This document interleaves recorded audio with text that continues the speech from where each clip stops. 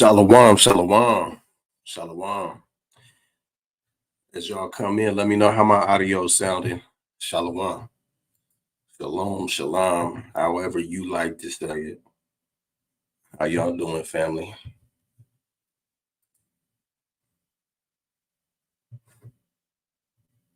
I pray y'all are doing well.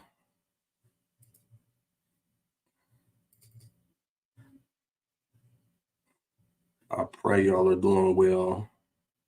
Like, share, and subscribe. Let everybody know what's going down. We're going to be talking about our Christian brothers and sisters, and we're going to be talking about the white supremacy. We're going to be talking about the sheer lunacy.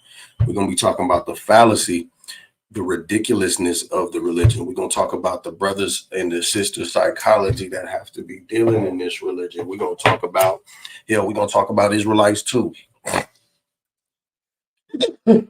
Salakia. Nigga, allergies is crazy right now. Like, share, and subscribe. Like, share, and subscribe. We're going to get started in just a little bit, man.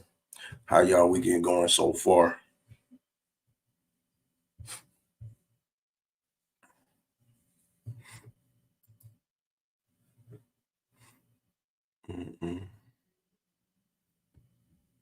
How y'all doing? The chat quiet for now. I know we tend to get lit a little later on.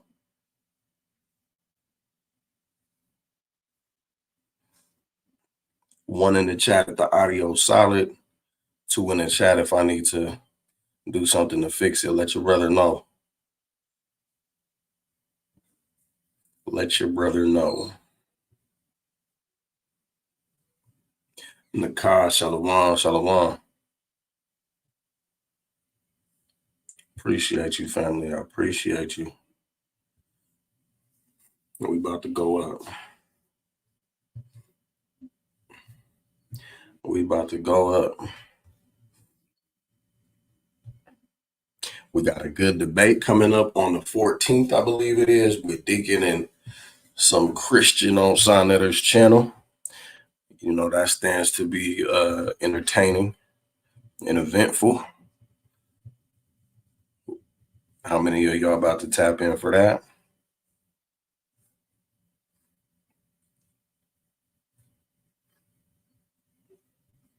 Man, I wish I could get y'all that footage from Sonetter channel earlier today. I'm in there busting Christians over their head, man. I'm in there busting them right over their head. Like, share, and subscribe, family. You know, for those of you that are usually here, for those of you that are new to come, I just appreciate you. All in all, man, this is about to be good. It's about to be edifying. Let's just start by giving all praises, all honor, and glory to the Most High, man. And welcome to another episode of The Incinerator. Let's get to it.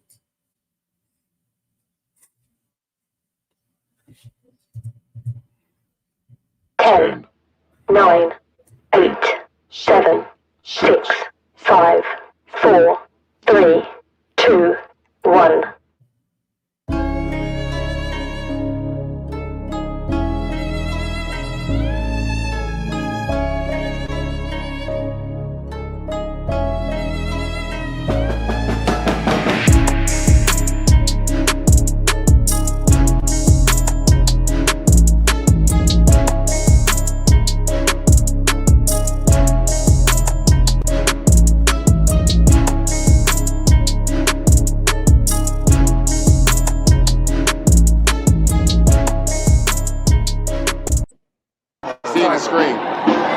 That glitter is crazy. 1 Corinthians 3:1. First and foremost, we're going to give all praises, all honor, and all glory to the Most High God, Yahweh, in the name of His Son, who the world calls Jesus Christ, Yahawashi. We're the Israelites, and we come out to preach the true gospel to the true children of Israel. That's what the gospel is for. The good news is for the blacks. So real quick, you know, just a little bit of pretext. We're going to just analyze some Christian psychology through a couple of clips. I got something from Brother Berean's channel. I got some interactions from camp and a little bit of footwork we would do, a little foot patrol we would do at camp.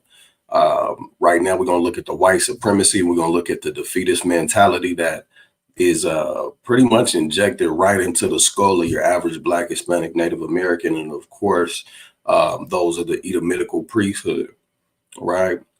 We're going to take a look at that and how it flow and how it just is a blatant contradiction to the scriptures. Hispanics and the Native Americans and the rest of the Israelites that are scattered to the four corners of the earth.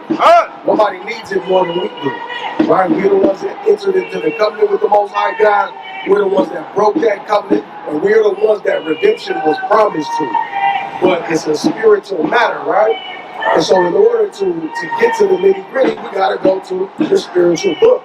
That's where the solution for the Blacks, Hispanics, and the Native Americans align. I made a covenant. Verse 4. Yeah, you are familiar with the Bible? Yeah. Okay, let's talk about the Bible real quick. I want to ask you something. Is God racist? No? What is your definition of racism, if I may ask? I'm not going to get into that. You're not going to get into it? Well, it's in the Bible. What if I told you that God said slavery was okay? Would you say no? It's a little different back in the day. In what way?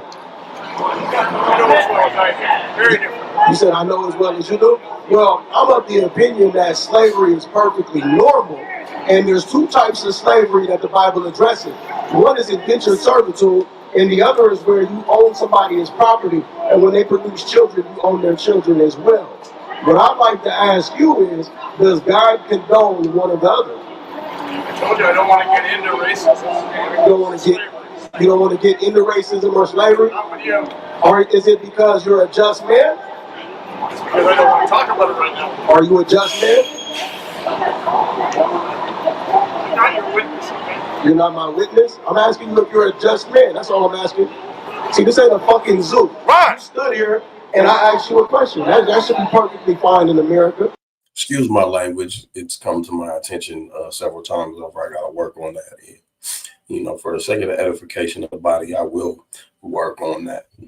Right. You said I'm not your witness. You are a witness, though.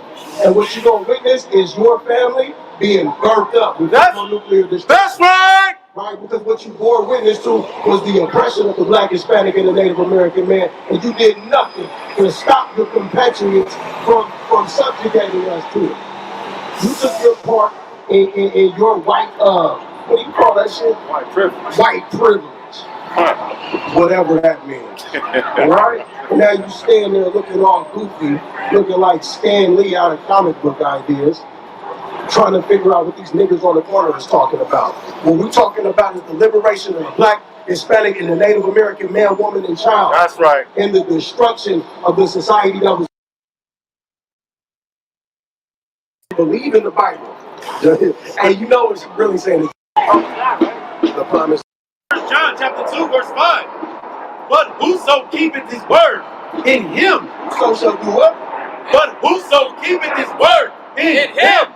Whoever so shall keep the word of who the world called Jesus Christ, Yahawashi. But how many of you are keeping the word of Yahawashi? How many of you are just reading John 3:16 and then going home and doing all manner of wickedness? How you doing? Appreciate you, brother. Do you have a second? Just real quick. Do you see yourself on that sign? Do you see yourself on that sign? Matter of fact, furthermore, you got them flyers? Yep. That'll be more constructive. I want to ask you a question. You see that question on the top of that flyer? All praise. I want you to give your best shot in answering that question if you could. Because that's what we're out here talking about. We're trying to unite the children of Israel to their father, Yahweh. I'm a Christian. I believe in God. You're a Christian, you believe in God? So the question is this, though. Who are the Israelites and where are they? According to Christianity. That's The promised land? So they should be in the promised land. But what if I told you the Bible said that they're not there anymore until Christ comes back? Luke 21:24. You familiar with that? So Jesus said that we were going to be removed from that land, and that's very key.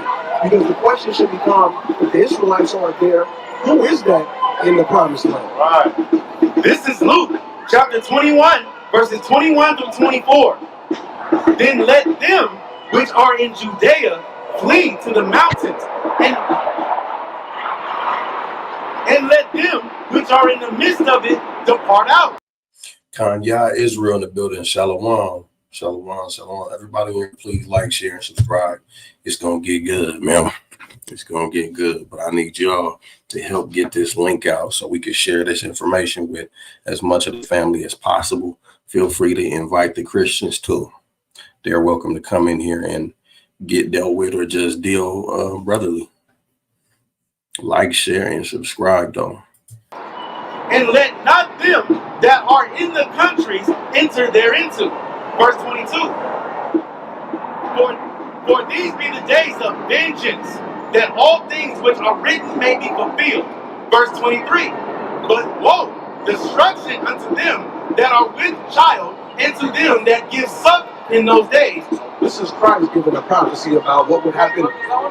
This is Luke 21:24 out of the King James Bible. He's about to read verse 24. So this prophecy is about 70 AD and the Israelites being kicked out of that land. Watch what Christ says. Verse 24. And they shall fall by the edge of the sword. So one, the Israelites were going to fall by the edge of the sword. Now here's the kicker. And shall be led away captive into all nations. Captive into all nations. Now watch this.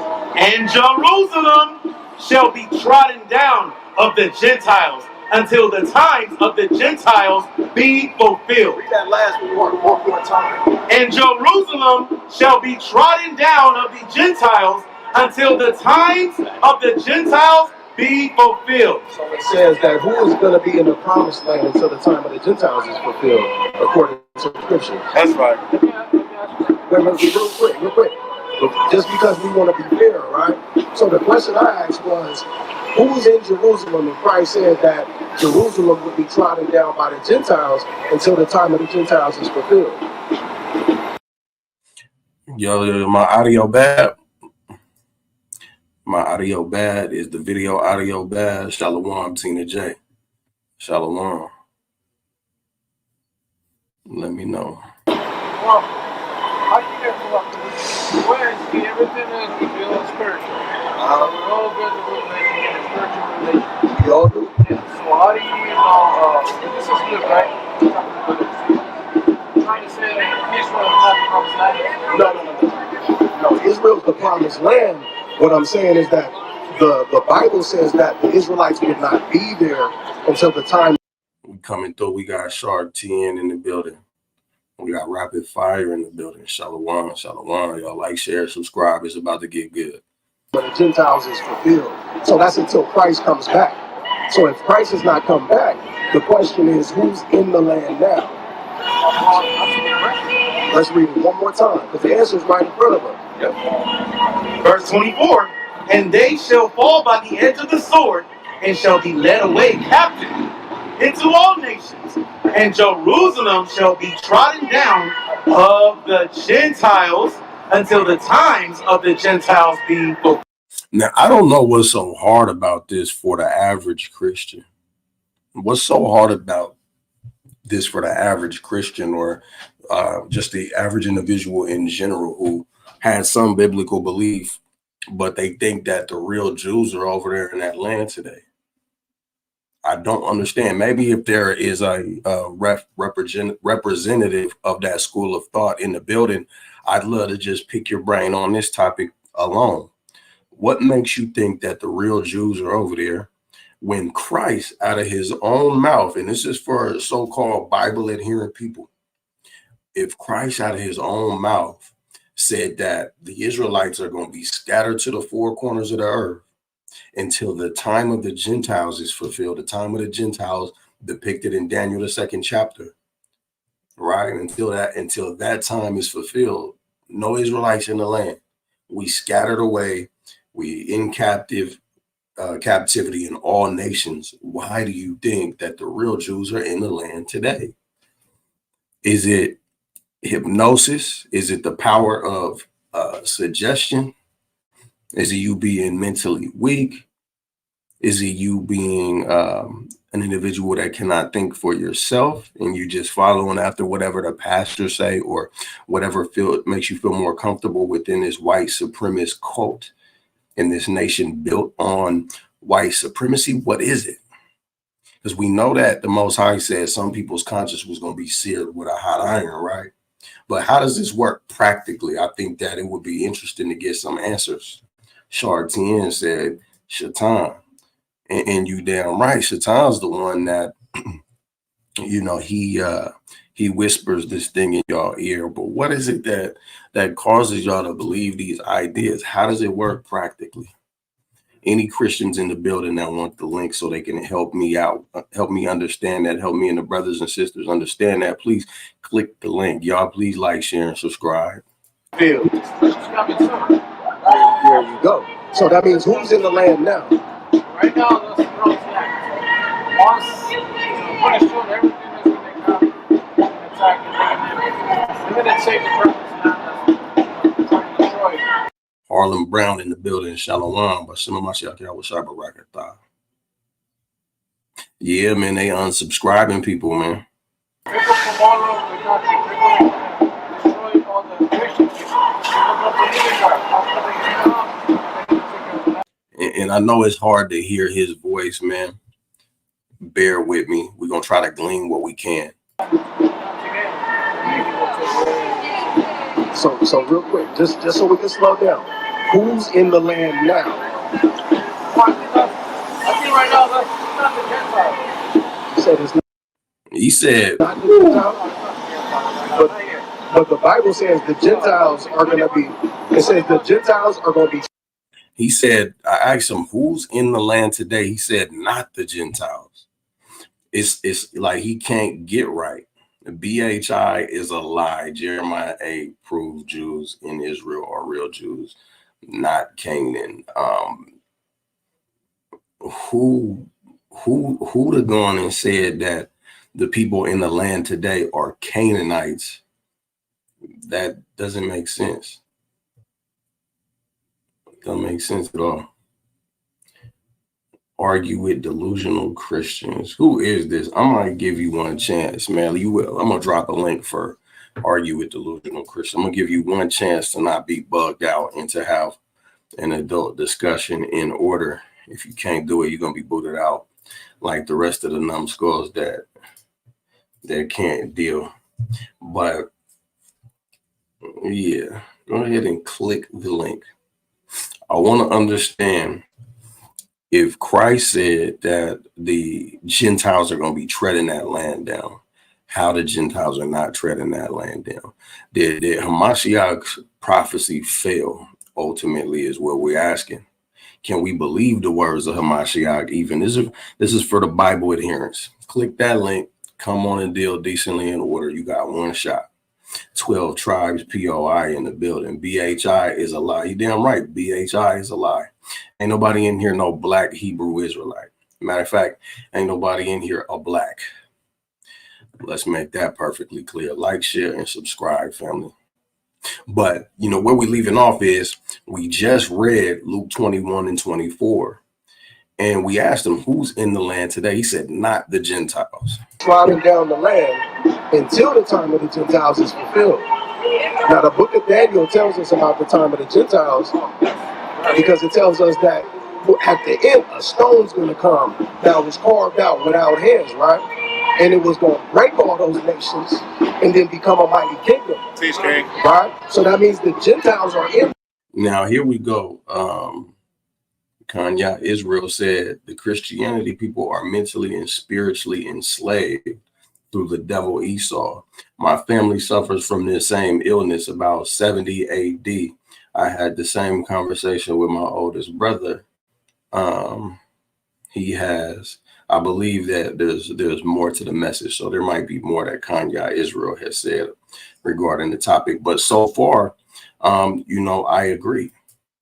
Mentally and spiritually enslaved. There's a cognitive dissonance where the spirit is saying one thing, the scriptures are saying one thing, but there's another spirit telling them something else. Rapid Fire said these people believe they're right about everything, even the stuff they're wrong about. I've found that when dealing with scripture, so-called Christians don't care what the Bible says. 100% agree. Especially when you deal with the ones that are of a Caucasian background. those that are of the Edomitical priesthood, they don't care about the text unless they think it blatantly agrees with them. Other than that, they're ducking. They are ducking scriptures. They only care about what they've been taught. That's right. They just want to hold on to the deception. So far, I think the family, we are in here in agreement, but opposing views are welcome because we want to challenge those views and we want to be challenged. The land of Jerusalem until the time of the Gentiles is fulfilled. Right? Right. There we go. So it's Gentiles. So he's agreeing that it says until the time of the Gentiles is fulfilled, but for some reason, it's not mathing. So now, back to the question on the flyer is, who are the Israelites then? Right. They rarely ever say, I've never heard that verse before. They act like, oh, yeah, I know that one. You're reading it out of context. And then you ask them to break it down. You ever get a breakdown? Most of the time, no. And where are they since it's Gentiles in the promised land? You said you had a precept? Come, let me get in. This is the book of Jeremiah 17 verse 4. And thou, even thyself, shalt discontinue from thine heritage that I gave thee, and I will cause thee to serve thine enemies in the land which thou knowest not, for ye have kindled a fire in my anger, which shall burn forever. Dang, man, we're gonna put prayers up for that Israelite. My oldest brother has given those small acts all his common sense. Yeah, we're gonna pray. I'm gonna ask brothers and sisters every time we get off a live, man, let's just pray for the nation so that we all on one accord with these prayers. Send them right up in there, right up to the Most High off every live that we do. Can we do that, family? So that's very important. This is a prophecy that comes before Christ, telling the Israelites that you're going to be removed from your heritage. So that's your land, your laws, right? And then you're going to be serving your enemies. Now, I'm here to tell you, man, there's certain Israelites that don't believe in this entire Bible too. Not to say that they are not willing to go into the scriptures, but it's in a sense where there's certain talking points that we're so quick to go to, but we're quick to forget things like these. So we're arguing with certain people that call themselves scholars, and there's a real simple answer to a lot of questions. We'll go all kind of left and right to try to explain things that the scriptures speak plainly on. We easily moved off these scriptures. I'm gonna show examples of that today, and it's unfortunate. In a land you never knew. Right. So where are the Israelites today? Really, if Christ said they'd be scattered into all nations until he comes back. So that's a very important question. Even Paul wanted people to know whether they were Israelites or not. Right. So why do you think that is? Why does it matter? They ask you, why does it matter? And I ask them, why did it matter to Paul?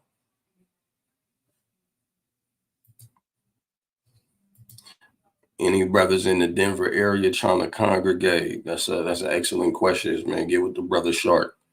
If you in that area and you trying to congregate, we gotta be linked up in these last days, man. If you're trying to be first boots on the ground, man, join the school. We need boots on the ground and fire of God.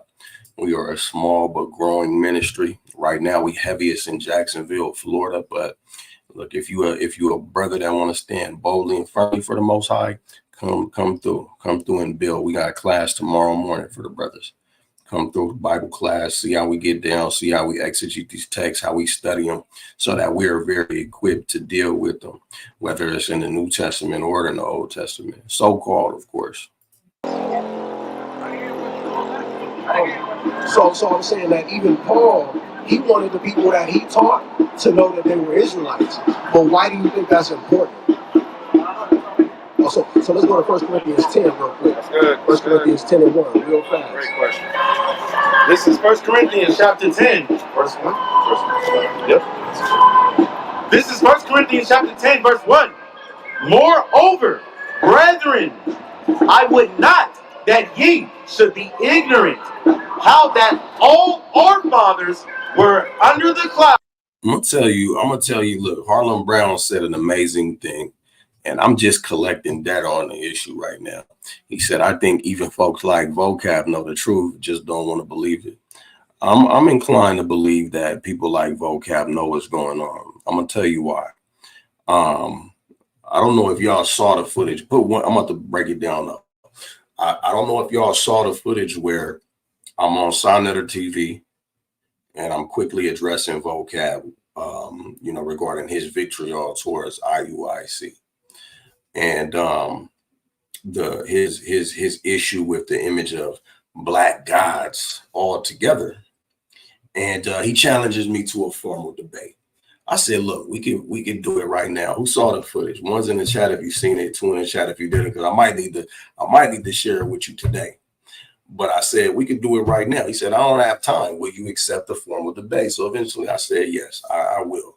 And I said, we can debate whether or not the Israelites will have their enemies as slaves in the kingdom of heaven. I ain't want to debate no other topic. You know what he said? He said, okay, I'll debate that topic with you if you can prove you're an Israelite. I said, vocab.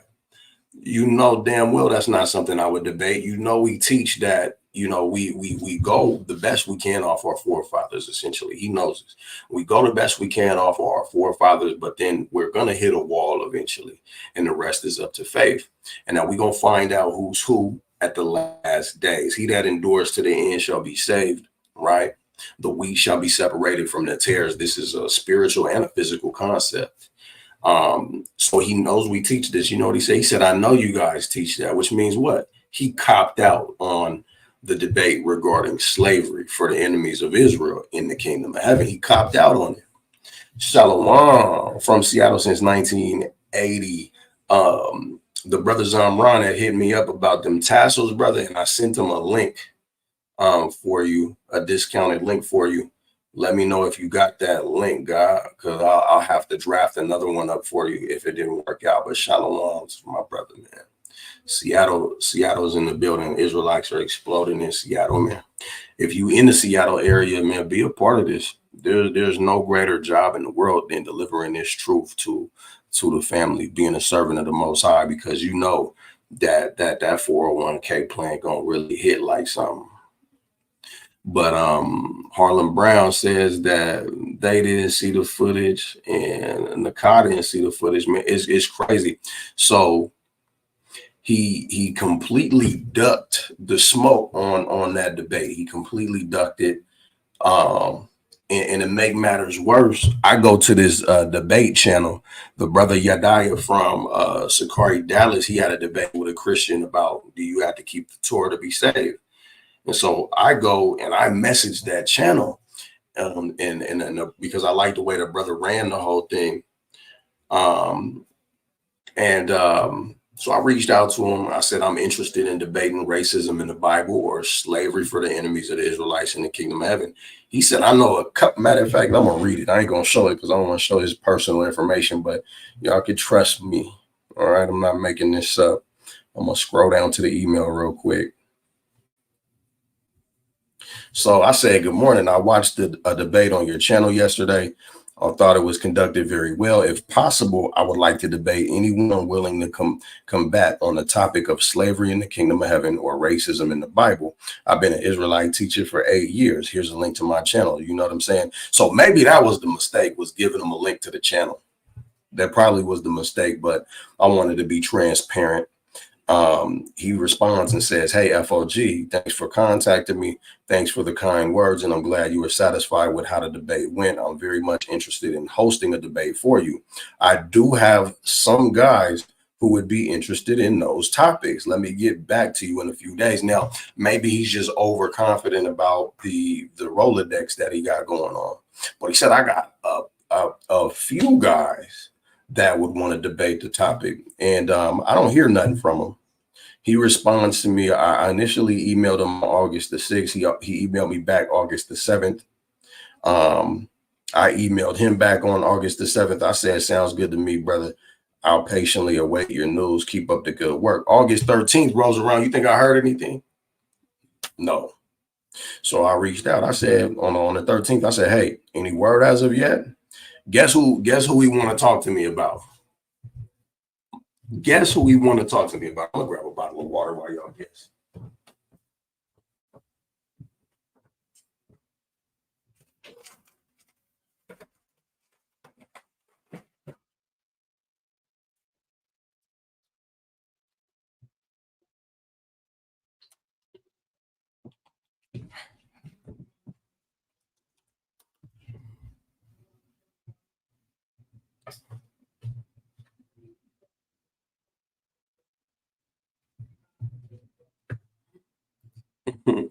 Tina J, all praises. Did he ever respond to your comment? No Cab Cologne. Y'all funny with these nicknames for vocab. Man, look, yeah. So he responds to me about vocab, and I'm like, you said you had a couple of guys that would be interested in debating the topic. Vocab said this. He said, vocab is wondering, would you be open to debate this topic? Is Hakah biblically qualified to be a deacon? Think I'm making this shit up? I'm gonna make sure his email ain't showing. Let me see. Let me know if y'all can see that. Okay. Y'all see this? One in the chat when y'all see it. Vocab is wondering, would you be open to debate this topic? Is Hakah biblically qualified to be an Israelite? I can't make this up. So I responded. I said, no, sir, just the topics I listed. I haven't heard nothing back since. He said, people want to debate is salvation for everybody. And what I'm coming to find is that they want to debate talking points. They want to debate talking points. And in vocab Malone, I'm under the impression that he's feeling so defeated at this point that he could do nothing but sow discord amongst brethren. That's about all he could do. He don't want to debate what should be a landslide. And to be quite honest, you're going to do way more deterring people from Hebrew Israelite theology by debating this topic than you are talking about whether or not Deacon Hakah is qualified to be a deacon. And I'm going to be frank, who gives a fuck? Right? Because you can do nothing against the truth, only for the truth. If Deacon is not qualified, he's still edifying brothers and sisters across the world. Let's just be perfectly clear about that. We can make it, we could just take ourselves and our opinion of him out of it. I think he's qualified to be frank, but we could take ourselves out of it. Even if he's not qualified, he's still teaching brothers and sisters across the world. Him having to be accountable for his actions later on, me having to be accountable for my actions later on, that's something that we're going to have to take up with the Most High. And it's no different for any other teacher, right? It's like me wanting to debate whether or not he's qualified to wear them goofy ass Kango hats. It's of no consequence, right? So that goes to show you, man, they're out here ducking. And we're gonna give all praises, honor, and glory to the Most High for it. I'm gonna try to back them down. I'm gonna try to get with the brother Sinetter and see if I can get vocab to take the debate, because he wants that that BLACC clout so bad. Y'all make sure you like, share, and subscribe. We simply warming up, man. We simply warm it up. Yeah, why is he asking about Deacon Hakah? He's got an obsession with Sakari adjacent individuals, man. He's got a hard on for Deacon, though. So, we're gonna pause there. But Tina J, did he ever respond to you when you asked him about debating me, or did he just? Oh, you said nope, he did not. That's unfortunate, man. And all pass through. Because I don't want to make it seem like I'm some big scary Hebrew. It's just that the topic is so clear cut that you can't argue against it. And then their problem is that they're not well acquainted with eschatology at all. They have to try to force fit it through this lens to transform the light into, they try to do this prism thing with it and just broaden things that are very simple. So that's their only hope with eschatology, is to lie and say, oh, if you can't see it, it's because you're not in the spirit, because there's a progression of this prophecy. And if you look at it through the lens of Christ and blah, blah, blah, but it's all presupposition. It's all presupposition. Their stance on Christ is all presupposition, when in all actuality, the way that we recognize who hamashiach is in those days was through prophecy. You look at the book of Matthew, that's a book that's very much Hebrew. It's for the Jews, about how the Jews recognize who he was, his interactions with the Jews, and the prophecies that gave them the idea that this is the king. You understand that? Who's that? Speaking of the brother Hakah. the sea, and were all baptized unto Moses in the cloud and in the sea, and did all eat the same spiritual meat, and did all drink the same spiritual drink. For they drank of that spiritual rock that followed them, and that rock was Christ. All right. Now hold that. Let's finish the answer. Give me where it said that this message is to us brothers. This is the book of 1 Corinthians, the 12 verse 1. Yeah. That concerning spiritual gifts, brother, I would have you not ignorant. Ye knew that ye were Gentiles carried away unto these dumb idols, as even ye were led. So let's pause right there. He wanted them to know that they were Israelites because they had become what's known as a Gentile. They were. Christians never have no answer for this. Why was it important for these people to know that their fathers passed under the cloud and were baptized to Moses? And then secondarily, for the Israelite brothers and sisters, or for the Christians too, how do we use this scripture to say, see, this is talking about Israelites if we're teaching a mixed multitude, which we cannot prove was in the wilderness at all by the stretch of the imagination? We could prove that they came to the border, Succoth, but we do not see them leaving.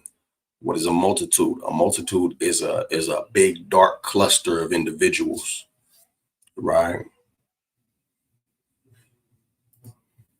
You know, I hope he's watching it, and you know, if he's watching it at this moment, I hope he hears me say this. To be honest, none of us are going to directly gain anything, right? But you're going to lose everything if you don't stand for the truth. So why not debate the topic for truth's sake? Why not? We have so many variances on, is salvation for everybody? Here's something that will help chip away at the discussion. If there's salvation for everybody, how in the hell is there slavery for anybody if we come to the conclusion that there's slavery in the kingdom of heaven? You see this? Now that stance is not it's not substantial by any means. Once you've established that there's slavery in the kingdom of heaven, salvation is not for everybody. Even for the Gentiles that make it to see the kingdom, the dominion, that is not salvation for them. It is for a particular people group. So the linchpin, it's a linchpin. That's why it needs to be debated. And that's why they're guarding it. Put into these different nations, and they started to adopt the customs of these different nations. Right. And so they had to receive what was called the adoption, because it said concerning spiritual gifts, right? So one of those spiritual gifts was the ability to become the children of God. Let's get Galatians 4:4 real quick. This message is for what? To us work. Oh, to us. Sorry. This book of Galatians, chapter 4 and verse 4. This is the book of Galatians, chapter 4 and verse 4. But when the fullness of the time was come, God sent forth his son, made of a woman, made under the law, Right. to redeem that. King Couture in the building. Shalom. Make sure y'all like, share, and subscribe, man. We just getting started. I assure you. To redeem that were under the law, that we might receive the adoption of sons. Right. So now you good, bro. King Couture also went through there and requested that no swag debate me. Did he ever respond to your comment, King Couture? I would love to know that. He probably just said, I'm gonna act like I didn't see this. All praises.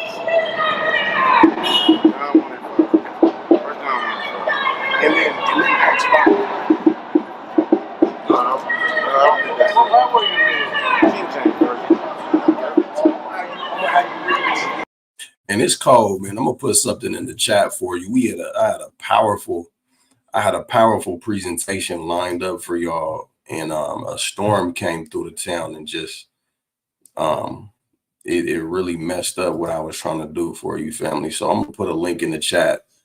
It's about an old book that proves the Jews were black, and I'm talking about the source verbatim says that the Jews were googly-eyed and dark-skinned. It says that. I'm putting that link in the chat. Matter of fact, I'm not going to move on, man. Let me know. Make sure that y'all click this link and line this video up for later. Once you done line the video up for later, then we going to move forward. And I'm going to give you guys a little break. You know, I want y'all to go click the link that I just put in the chat so that y'all can make sure you tap into that powerful presentation. I did not go as deep as I wanted to. I actually had another source lined up that we was going to peek at, but I'm going to save that for the opportune moment. But what I will do is drop this, man, because what y'all need to do is make sure that you're ready for next weekend through the Spirit of the Most High. If he wills, we're going to be right back here on the incinerator with a guest. Feast your eyes. Family, Shalom, it's your brother Ashra Carl with the Fire of God. I want to ask you something real quick.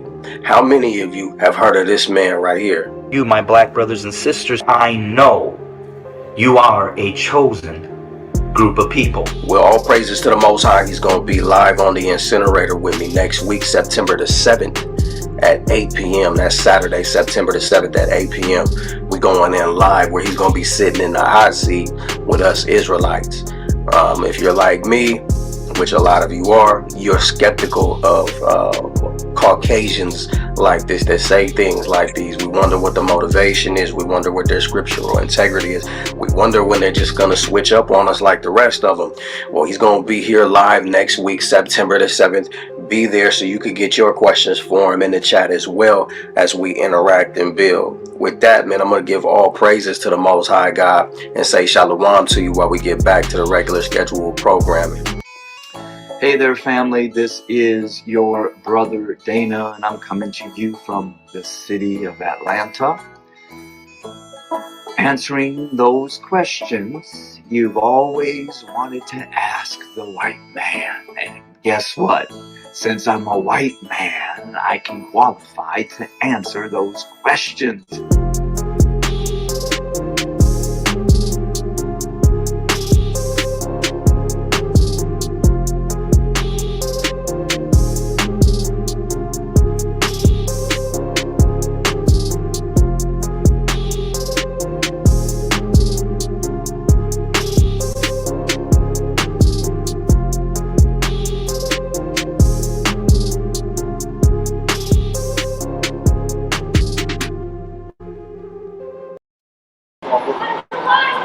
This is the book of Galatians chapter 4 and verse 4.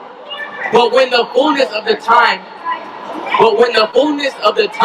was come, God sent forth his son, made of a woman, made under the law, to redeem them that were under the law. Right. So it's important to understand for the Israelites that became Gentiles that they come from a people that were under the law. And because they were under the law, the sins that they committed, they were being tallied up against them. And they were being prepared for death. So when Christ came, he came from a woman that was made under the law to come to these people that were under the law so that they could receive those spiritual gifts, which include the adoption of sons. Woo! Them is daggers right there. Very, very simple, but carefully placed daggers.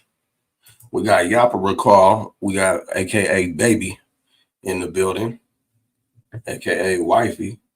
Young Simba in the building. Shalom. You understand? Flip the script though in the building. Shalom. But y'all make sure you like, share, and subscribe. We really are just getting started about this business today, man. And it's been good so far. There's so much to touch on just based off of this video alone. Why do Israelites need an adoption in the Christian worldview?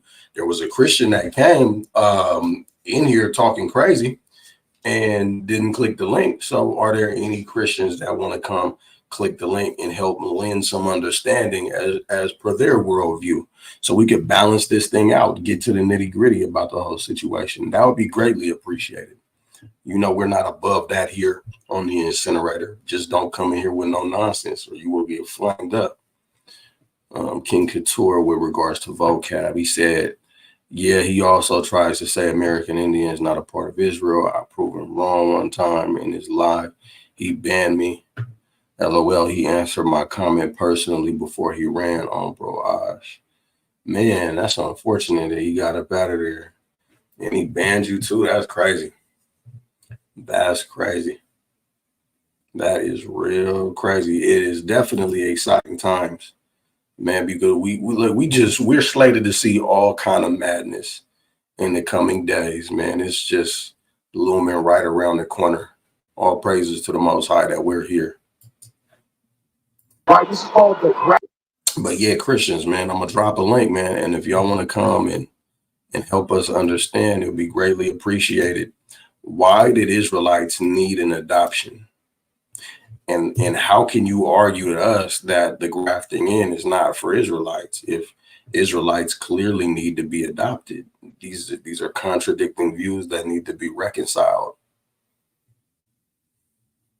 Oh, Kanye Israel said, my wife showed me his video with him admitting that the time of the Gentiles are about to be fulfilled very soon. And he was so ready to just deal with his and his people's fate. You know, I'm curious about that. And that's why I saw it fit to invite him on. So I'm actually going to give an opportunity, a good 10 minutes minimum, not for one brother or sister, but for brothers and sisters to come up, ask the brother some well thought questions, being very respectful, of course, because we don't want to get them up out of here before we can get down to it all. You understand what I'm saying? We want to be real methodical about this. But I want to say this. When somebody love you, when somebody really love you, they're not going to try to see to it that you're successful simply in exchange for a percentage. They're going to want you to be up because they want you to be up, right? They're not looking for something in return. We're supposed to love our neighbor as ourselves. So I'm giving you all little hints of the angle that I'm coming from when it comes to my probing questions. I want to try to delve as deeply into the psychology of the man as possible. So if he allows for that, it's going to be an interesting day. Again, let's get another example in Romans 9 and 4 real quick. This is the book of Romans chapter 9 and verse 4. Who are Israelites? To whom pertaineth the adoption? See that? The adoption going to the Israelites. So we can't come back into the family if we don't know that we're invited. So Paul said, I don't want you to be ignorant of who your fathers are. It's important to know that these spiritual gifts are for you. Watch this. This is Acts chapter 5, verse 30. The God of our fathers raised up Jesus, whom ye slew and hanged on a tree. Him hath God exalted with his right hand to be a prince and a savior, for to give repentance to Israel and forgiveness of sins. See that? Repentance to Israel and forgiveness of sins, so that we can serve God with all bravery, all boldness, and without fear. But we're not able to do that right now. Are you? Do you come from the Hispanic part of America? Where exactly, if you don't mind me asking? In California, all praises. California used to be Mexico, right? As far as I'm concerned, it still is, right? But the Bible said that somebody would come from afar and oppress the Israelites right here in this land that fled from another captivity in Assyria, right? So you would come from what's called the northern kingdom of Israel, and you're in America, waiting to get your spiritual gifts. That's the whole purpose of all this, because we have curses that are put on us to help us identify who we are and why we're in the conditions that we're in. I think all that accounts for the real and the spirit, right? You said what now? All that stuff is has to be revealed by the spirit. That's right. So that means you and I would have to be, according to God, we have to be in work. Deal said cult. Who are you referring to as a cult? My man, that's what I want to know. That's what I want to know. Who are you referring to as a cult? Can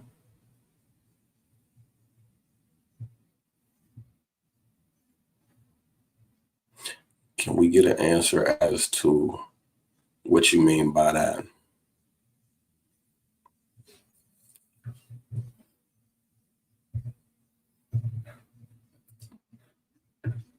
We're going to just give them a second. Who was the cult?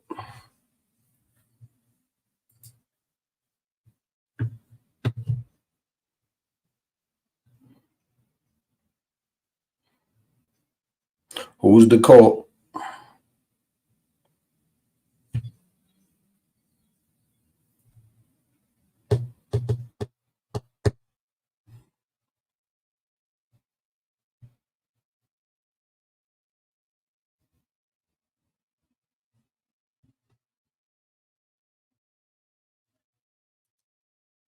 He ain't gonna let us know. Yes, have a good communication, build a personal relationship with it, so that way we can get all the revelation right. Right? You see, when you read Scripture 43, it'll tell you that you and I, every time we do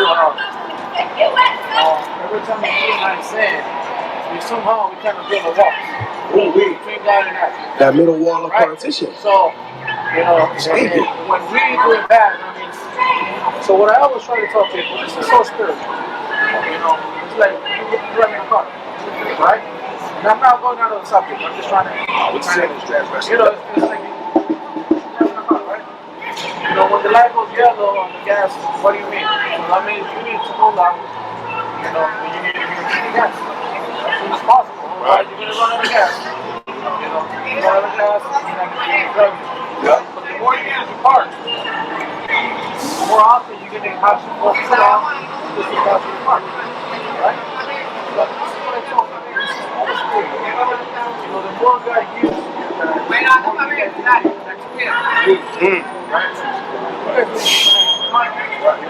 otherwise, that's it. A lot of the times we get busy at church. We're doing so many things for church. We're preaching, doing a lot of things. We disconnect from the Holy Spirit. That's exactly the message for today. So that's why I told people we need to disconnect. In order for us to get the revelation that God has given us, for us to get the people to the good testimony that we see with God, not my own way, not your way, not your own God, but the Holy Spirit. So just connect to God every day. Get on your knees every day in the morning, pray, go fast, and we'll do a thing. That's right. What happened to if you read in Acts 3 from verse 1 to 10, talk on the read it. Got one for you. Hold this real quick. So I wanted to piggyback off your point about building up that wall between us and God. Sin, right? So it's very important. Watch where it start to fall apart. Now we isolate Even more. sin and define it according to the Bible. Watch that. Go ahead and get that. This is 1 John chapter 3, verse 4. Whosoever committed sin transgresseth also the law. For sin is the transgression of the law. And Isaiah 59:2. We're just going to pair it together. So sin is transgression of the law. So if we're not keeping the law, we're committing sin. Right? So that's number one, right? But I also just wanted to Why do you think it is tradition? What's sin? Why do you think it happens? What you mean? When you say about the law. I didn't understand your question. But when you were talking about, the law is a transgression. No, sin is transgressing the law. Basically saying if you commit a sin, you're transgressing the law. If you transgress the law, it's committing a sin. It's defining what sin means. Yeah. What the law is for you? So the law is the commandments that God gave, right? So when God gave those first 5 books, inside of it, He told us what to do and what not to do. Today, we have the words of Christ as well. So what we're supposed to do is keep those laws through the lens of what Christ taught. So a prime example is, you have heard of old time, don't commit adultery. But what did Christ say? Whosoever looketh after a woman and lust after her. Right. So even if you look at committing adultery with a woman, you think about her in that way, somebody's wife, then you're just as liable. Right? So that's what keeping the law is making sure. Now, how the law is done away with, and hamashiach has doubled down and told us that if you even look at a woman with the intention to commit adultery, or you imagine committing adultery with her, you desire her for yourself, knowing damn well she's married, you have broken the law. So he's doubling down on it, saying that you need to look at it this way, as opposed to just touching a woman. You need to not be lingering on her as well. How do we get away from the law with this understanding? They say Christ changed the law, but no, because all this is two commandments entwined in one. Thou shalt not steal, tied to thou shalt not covet, right? Thou shalt not commit adultery, tied to you shall not covet, of course, your neighbor's stuff. So, we're not getting away from the law when we see things like this. In fact, we're going deeper into the understanding of it.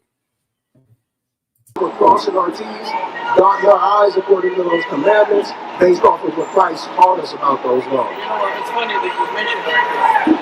That's why I always ask them, give it the right direction. Try to build a relationship with them so they can reveal itself to me in a good way, so that way I can share with people. Sometimes.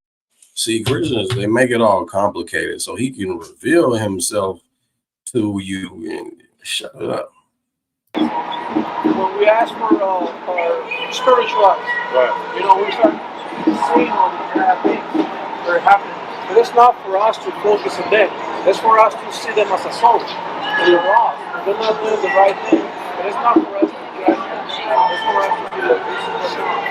Just focus on them. I'll try to really share the gospel. That's why I always have this is not about religion. This is not about religion. It's about a relationship with them. The more we connect with them, the more we get in the knees, the more we pray, the more we fast, the more God can be able to share with them what God has for them. How forward, what I think is about what God has. Read that last part again. So what we defined was that sin is not keeping the law. The Sabbath is a part of the law. It's a part of the 10 Commandments. And we're not saying that's all we're supposed to keep. Hold on. Your God and your sins have hid his face from you, that he will not hear you. So real quick, because I want you to read that last part again. So what we defined was that sin is not keeping the law. The Sabbath is a part of the law. It's a part of the 10 Commandments. And we're not saying that's all we're supposed to keep. But if we look at the 10 Commandments and we see there's one we're missing, then we have to ask ourselves why. Because that is sin, and that's creating a wall between us and our God, like you said. Yeah, I skipped through it a little bit because it's long-winded. But I believe what he said was that his pastor teaches to keep the law. So I asked him, why you don't keep the Shabbat? And that's where this is coming from. And the longer we have that wall up, the longer people can take our land from us, the longer that we're going to be here instead of in the promised land, like we want. We want to be somewhere where we can't be oppressed. We want to be somewhere where we can serve the Most High without fear. But we cannot do that if there's a wall between us, because why? Read that last part. And your sins have hid his face from you. So that means that it says that he that turneth away from the law, then what? Like, get that for him. If we're not keeping the commandments, God's not even trying to hear our voice. Like, you got children, right? So if you tell your child to do something, they don't do it, and they have the nerve to ask you for a gift, how does that make you feel inside? Of course, I mean, you better work for it, right? Yeah, exactly. But it's kind of frustrating if you're telling them, get your grades up, clean your room, and they say, no, I don't do that, or they just neglect to do so, and then they ask you for something, you're not very likely to give it to them, unless it's food, things they need. Right? So that's the same way God feels.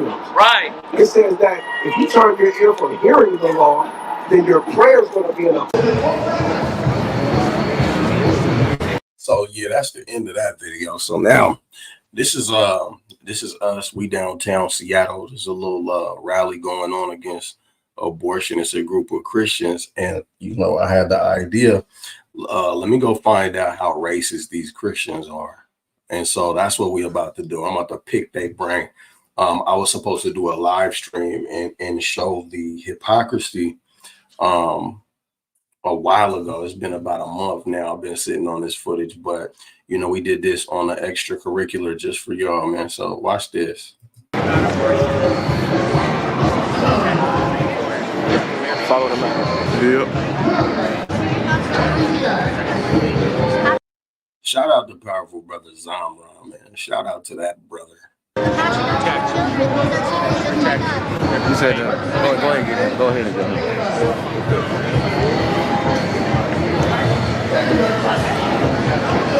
Damn Christian failure.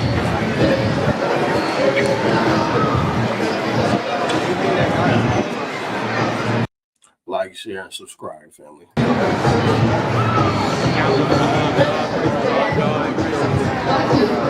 So moral law of God, what? About protecting women and babies. Greek word. You said what? I can't hear you. Time half deaf too. Me too. I got one good here on my right side. You said speak up. The moral law of God, what? You know what we deal with out here. I mean, I seem like you're religious man. No. And so about protecting the preborn. That's what it's about. And holding those who rape a woman to account. So that's the moral law of God. You're saying abortion falls under the moral law of God? For rape? Where's that in the Bible? Huh? No. Deuteronomy says that if you're a rape victim, you're supposed to be put to death as the raper. So the rape victim is raped. The person who did the rape, that person is supposed to be put to death. Deuteronomy says if you harm an unborn, even by accident, you should be put to death. So Yeah, so already, I don't know what the hell going on. where do we find the law saying that you're supposed to be able to do abortion for any circumstance? No. It doesn't say that. You'd hold them accountable. Those that would violate a woman to be held accountable. And it's the same thing. So what's your stance on abortion? It's evil. Okay, so you guys are protesting abortion. Oh, absolutely. Oh, okay. Yeah. Wholeheartedly against it. Because it violates Okay, so what he was saying is that he's talking about his sign, that some cultures promote abortion for rape. Okay, got you.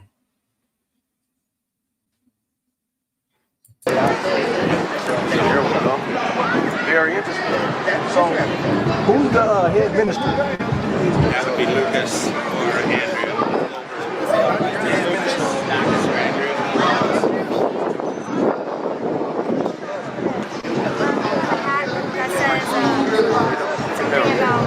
We trying to find Big Dog so we can ask him all the questions. That's all that's happening right now.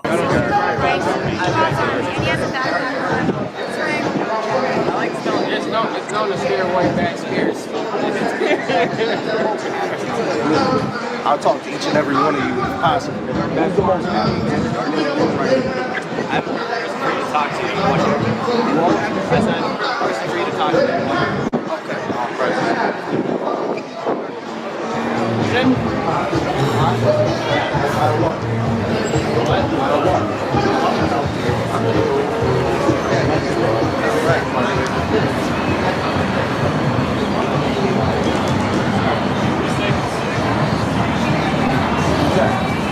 About abortion in our country. We're on a mission to go talk to the guy. I'm recording right now. Apparently. My name's Keegan, sir. I'm out of one. Shalom. Shalom. How are you, sir? You know what I'm saying? When a white man introduce himself to you, let him know you're out of one. To my brothers, man. Why am I the person to talk to? That's what I'm wondering. Okay, so I'm a Christian. What do you guys believe? The Bible. Okay. Are you guys, okay, are you black Hebrew Israelites? No. No, I appreciate that. I'm a tan Israelite. You know what I'm saying? You know what I'm saying? I'm a Catholic Israelite. We don't divide ourselves up like that. You know, Hispanics are Israelites as well. So-called Native Americans are Israelites as well. Really? So black Hebrew Israelites is really. Okay, Well, I apologize. What we wanted to do is just pick your brain about the rest of your morality. Oh, awesome. Let's do God is it. against. Now, I wanted you guys to hear this dude's beliefs. I didn't think he was going to be so candid, man. But this is the cult that our people partake in. And we're the crazy ones. But I want you to understand that 99.9% of you Christians, this is why you're so batshit crazy. Because you have adopted the religion, you've adopted the thought process of a people that did the heinous things that they did to you based on the beliefs that this man is about to express. He's about to shamelessly give the old school game behind Christianity. See, the white man today, he got to mask his racism behind Christianity. But what he is about to admit is that, well, I'm gonna let you hear it for yourself. Watch this. Harlem Brown said, I'm a yellow Israelite since 1965. You know what I'm saying? I'm a waffle colored Negro over here, man. You know, black Hebrew Israelites is Israelites. Let's make it make sense. Abortion. Yes. Is he also against land theft? It depends what you mean by that. Well, Break that down. I don't know if you can hear me. I asked him if he's against abortion. He said, yeah. I said, is he against land theft? He said it depends on what you mean by that. Theft of land? Generally. What does land theft mean? I don't know why I have to swap the words around for this guy, and he's the one to talk to, but all praises to the Most High, we got out of him what we got out of him. But he had to come to the understanding that land theft is the theft of land. But but that does not include sanctioned conquering of territories by God's decree. Like when the Israelites conquered the land of the nation. Absolutely. Now, That would not be theft because all land belongs to God, so God can give and take to whomever He will. He talks about, does a city get is city under siege when the Lord decrees it? The utopical answer in Proverbs is no. So I do believe that God allows nations to conquer others in what people can see as stealing land, but it's not.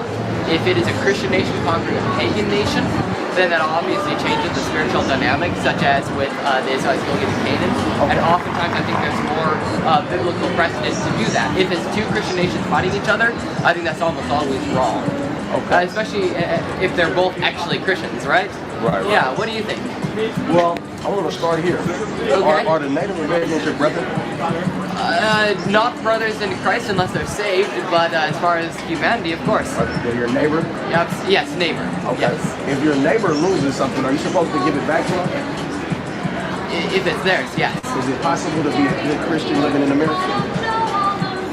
No one's good but God alone. No, I said it's possible to be a good Christian. So when I say a good Christian, if God gives you a certain standard to follow in order to meet the criteria to be a good Christian, is it possible to do that and live in America? No, none can actually follow God's standards. Nobody can follow God's commandments. So you can't be a good Christian because you can't follow God's commandments. But being a Christian has nothing to do with keeping God's commandments. Now, I'm not gonna lie, that's crazy. That's crazy. Nobody can. Nobody can follow God's standards. Even after Christ. Yes, Jesus was very clear about that. Why do you say go that way and sin no more? Because we ought not sin. Why does the scripture say be perfect as your Father in heaven is perfect? Because we ought not sin. But that doesn't mean that we actually can stop sinning. For instance, in James, it says that no man can tame the tongue. What and is James is a Christian talking to other Christians. What is sin? Sin is missing the mark. Sin is not. You don't say that in the Bible. Let me get that. Sin is transgression of the law. You never heard that before? It is. It is also transgressing the law because that is direct. That's not just missing the mark. That is directly hitting the wrong mark. Because the mark is the law, right? The law is the mark. The reason I say missing the mark is because Paul talks about in Romans conscience issues where something can be wrong for a particular person if their conscience feels guilty about it, right? Let's read it for the ignorance sake. Appreciate it. This is 1 John chapter 5 verses 2 all the way to 3. By this we know that we love the children of God. So you know you love the children of God if you do what? When we love God and keep His commandments. If you love God and keep His commandments. So one of God's commandments is that if your brother loses something like his identity, his land, if you stumble upon it, you're not supposed to hide it. You're not supposed to act like you never saw it. You're supposed to give it back to him right away. Are you familiar with that law? The law that is talking about, the Ten Commandments, and yes, if the land still belongs to them, then yes. The question is, does it still belong to them, or was it illegitimate conquest? That's the question. Now, this is what's so crazy. This is what's so crazy. So this is his psychology behind the justification on what happened to the so-called natives, whether it be the Northern American or Central or Southern American Indians. Woo! And this is how they think. Was it right for them to conquer the Americas, right? This is why we can never live cohesively with them. I want you to understand that if you're on the fence about keeping the faith of an Israelite, to you Israelites that's watching, if you're on the fence about whether or not you should keep the faith, if you're on the fence about whether you should be delving in Christianity, if you're on the fence about whether you should be treating a white man like he's your neighbor and your brother and you should be trying to click up with him, I want you to understand he's completely justified in his mind for the things that he did to you based off of his religion. And it's not to say that it's any different with regards to things that are going to happen to those nations at our hands, but it's just simply about understanding what ground your opposition stands on, your counterpart. It's about understanding where they stand, what their principles are based on, and these are those principles, right? So this isn't about debate. This is about getting the answers from their mouth. Because when we tell you that the white man's the devil the Bible speaks of, when we tell you he don't care nothing about you, when we tell you that racism is embedded in his ideology, when we tell you that he don't care about you, he will call you his neighbor when it benefits him, but he will treat you like something entirely different. Well, God damn it, here comes the words out of the horse's mouth. To add insult to injury, he want to talk about the conquering of the land, but he don't want to talk about the pillaging. He don't want to talk about the rape, right? You read a book. Let me grab this thing.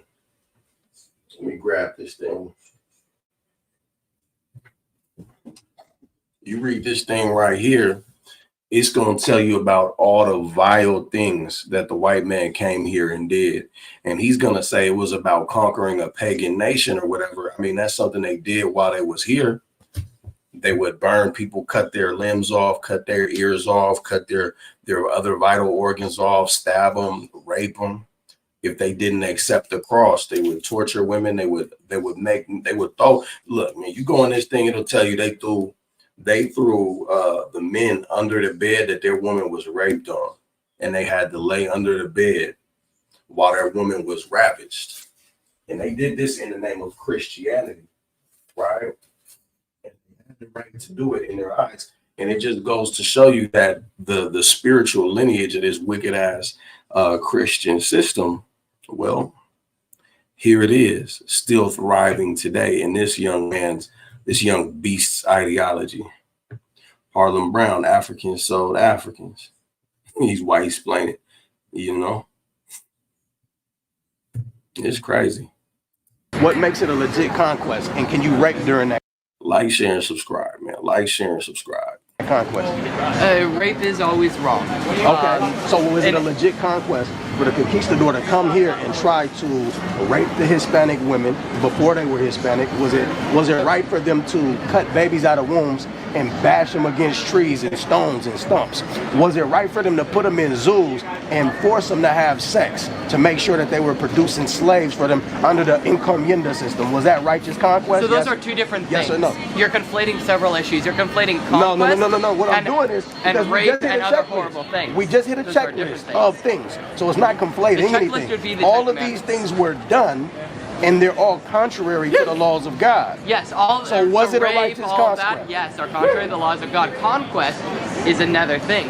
Conquest, when a Christian nation, a legitimate Christian nation, conquers a legitimate pagan nation, that is often the judgment of God. That does not mean that they do so perfectly and that they never sin in that effect. So now he's trying to be as indirect as possible. He's smart enough to know that he's in a trick bag. I believe he's on the spectrum. I might be on the spectrum as well, but I'm looking at the way that he has a hard time making eye contact, but he's on the spectrum. But there's certain social nuances that kind of escape us at some time. And where you are on the spectrum will dictate just how bad that is.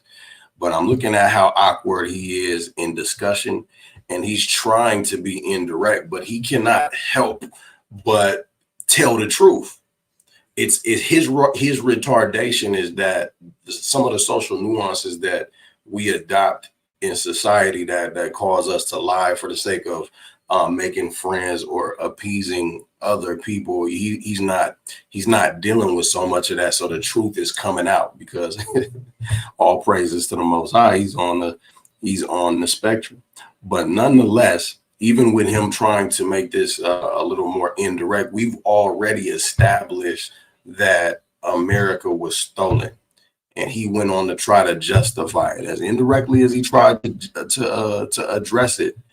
He's still doing the damage. Israel, even in their conquest of Canaan, sinned. They did not take as much land as they ought to have, and they lost a battle, Ai, right?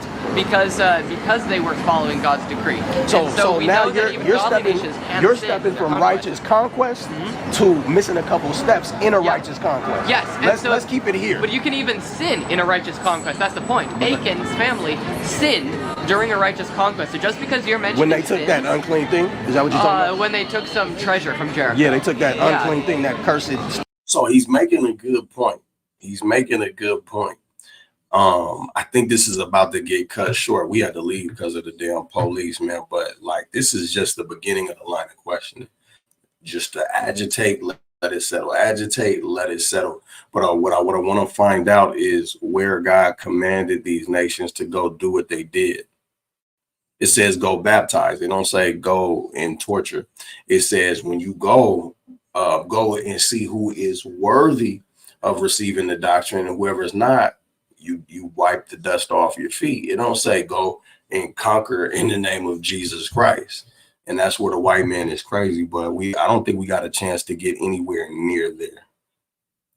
Well, we don't know exactly what it was. The Bible doesn't say exactly. It was idolaters. It was idolatry. It was armor. On Achan's part. I just want you to be able to circle back to, was this a righteous conquest? Because when they stole the treasure from the natives, they took it back to Spain. They didn't put it in God's temple. They didn't use it to give to God. They used it to give to the queen. So I want to understand, was this a righteous conquest? Yes or no? So I personally, and this is not I'm not speaking for Tiny Harvey Ministries in this moment. It's about to get real. Personally do believe in a loose concept of manifest destiny. I do believe that an early Christian America had every right to conquer the continent. That said, I do not believe that we did so correctly in every instance, and I am fully willing to condemn wrong deeds that were done by conquistadors and individuals. Absolutely, just like I'm willing to condemn. So look at manifest destiny. Let me share the screen real quick. Y'all see that? Manifest destiny was a 19th century belief that the United States was destined to expand across North America and spread democracy and capitalism. Expansion, the belief that the United States was destined to expand westward across North America. Justification, the belief that the expansion was justified. The United States was willing to go to war to secure those territories.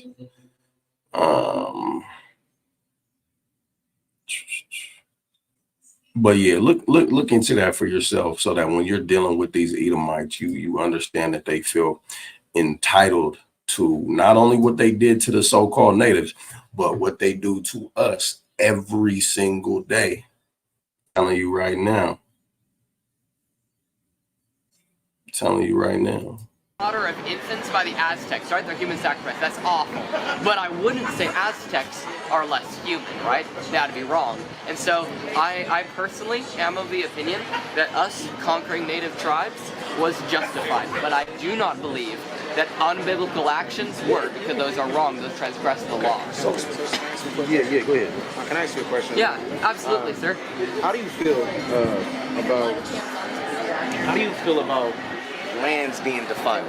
Lands being defiled? Yeah, because he made a point earlier, right? He was trying to show you that asking you if America, right, was a righteous conquest. Okay. Right? And you basically said, right, that you felt your personal opinion, not based on your ministry, but your personal opinion, that you felt that it was righteous due to the conquistadors, Spaniards, right? Because they had a Christianity belief. So I am more directly talking about our country. You're talking about conquistadors, which was Catholic. I'm talking about the 13 colonies that became the United States of America and then spread west. All right, can I just read this? Now, he's saying he's just talking about North America, but the devil's a devil whether he's a retarded devil or not. I'm gonna tell you why, because he just addressed the Aztecs and how he felt about them. So 1 minute is all-inclusive discussion, and another minute it's just North America. The brother's bringing up conquistadors because he's bringing up conquistadors. We're covering all of that, but he's trying to isolate the situation where he sees fit, and he's broadening it where he sees fit. I'm watching the devil all the time. And I just want y'all to watch these subtle nuances. That's why it's important to ask questions and listen. You know, sometimes it's not about the devil you're talking to in the moment. It's about learning how the devil operates so that you can better navigate with them. One person on it. Sure, absolutely. Right. This is how God feels about lands, right? Once they're conquered and then they actually get polluted, right? Like America is polluted, right? So it says Numbers 35 and 33.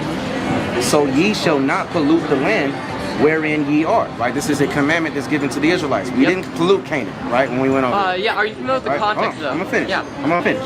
Right? For blood it defileth the land, and the land cannot be cleansed of the blood that is shed therein, but by the blood of him that shed it. What do you think about that? I would like you to read a few verses prior, No. so I have the full context. Nah. What do you think about that? Like, we want to know what your initial thoughts are. Yeah, so I can't form initial thoughts till I have all the context, right? And so I need to know what type of pollution this is, all of that, right? Because obviously it can't be pollution as in just fossil fuels. They weren't using fossil fuels You then. just contradicted the whole point of the word. He said if it's talking about fossil fuels, that's not the type of pollution that's not being conveyed here. But the scripture tells you what type of pollution it's talking about. He trying to wiggle. Initial, at first, we want to know at first what you think, just off of hearing that. Well, it would be an uneducated opinion without context. We're not asking you for an educated opinion. Okay, then why do you specifically want an uneducated opinion? We're asking you what you think about it. Okay. It's simple. Sure. What I think about it is that it's unclear without more context. That is my thought. Okay, give a little more context. Let's give you more context, man. I appreciate that, sir. Yeah. I'm gonna go up. We're starting verse 30. Okay. I'm starting verse. Zamron get mad, man. If you don't know the brother Zamron, man, he's actually a fighter, brother. He's working on that temper too, man. You can hear in his voice, he getting mad. Esau play these games, man. It's hard to sit there and watch Esau play these games with you, knowing what happened. And when you wake up out that sleep and you come up out from under them covers that keep you docile and keep you ignorant and keep you just kind of glazed over in the eyes about what's happening to you and your people. Once them covers come off, you just look, man. They said it's a different ball game. Shout out to that brother yet again. 29. Okay. Numbers 35 and 29. So these things shall be for a statute of judgment unto you throughout your generations and all your dwellings.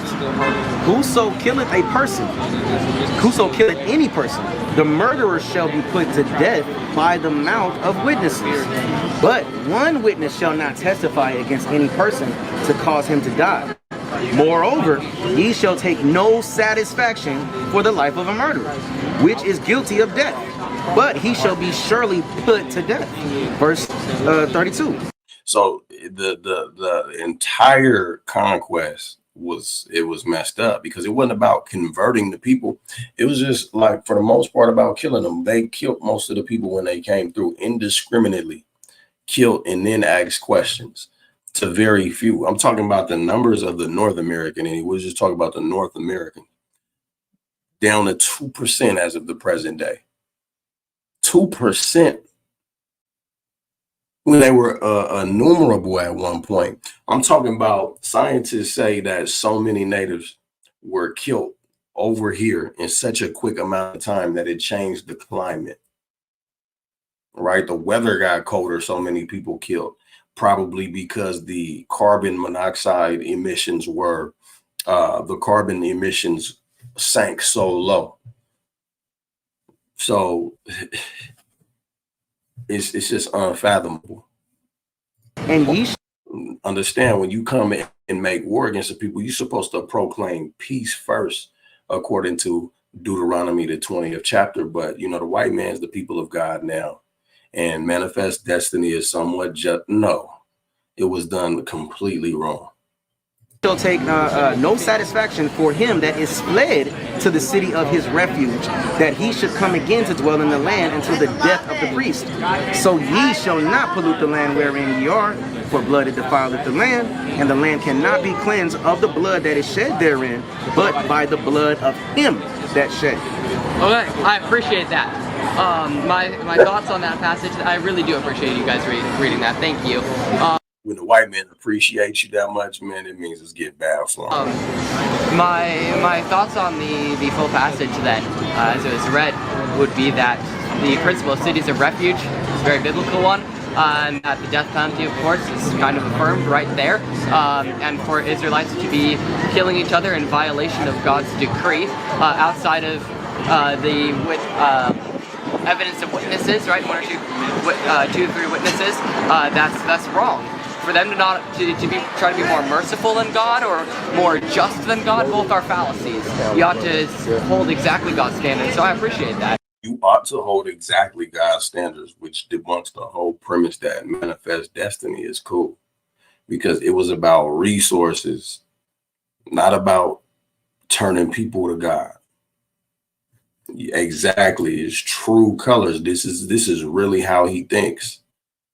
You know, he's being forced to tell as much of the truth as we can squeeze out of him from 360 degrees.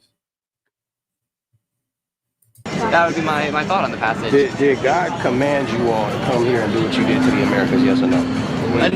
I don't believe so. Oh, shit. Did God command you to come over here and do what you did? I don't believe so. So how was it justified? You don't believe so? Okay, good. So we're getting somewhere. You got that precept? Yeah. No, it depends what you mean by command. Like, I don't know what this Edomite doing. I did not notice he was standing here on the side of Zamron, but he's looking crazy. He's high off something. For instance, Hebrews 1 says something powdery, possibly. Says that God used to speak through his prophets, and now he speaks through his son, right? And so we don't have current day prophets that can add to the canon of scripture. So there wasn't anyone saying, "Thus saith the Lord, go take the Americas," or anything. I do believe that God's providence guides human action. Now he's saying there needs to be some sort of prophecy, as if we could add to the canon of the Bible. Well, that's not necessary, because the apostles were given the instructions as to how to go out and do this work, right? And so with that structure laid out, and with Christ's instructions on how to live life, there you have everything you need. It don't need to be "Thus saith the Lord" from a new angle, and now we're supposed to report and document on it. Nah, what's already there should be sufficient enough, and what's already there contradicts everything that the white man stands and stood for.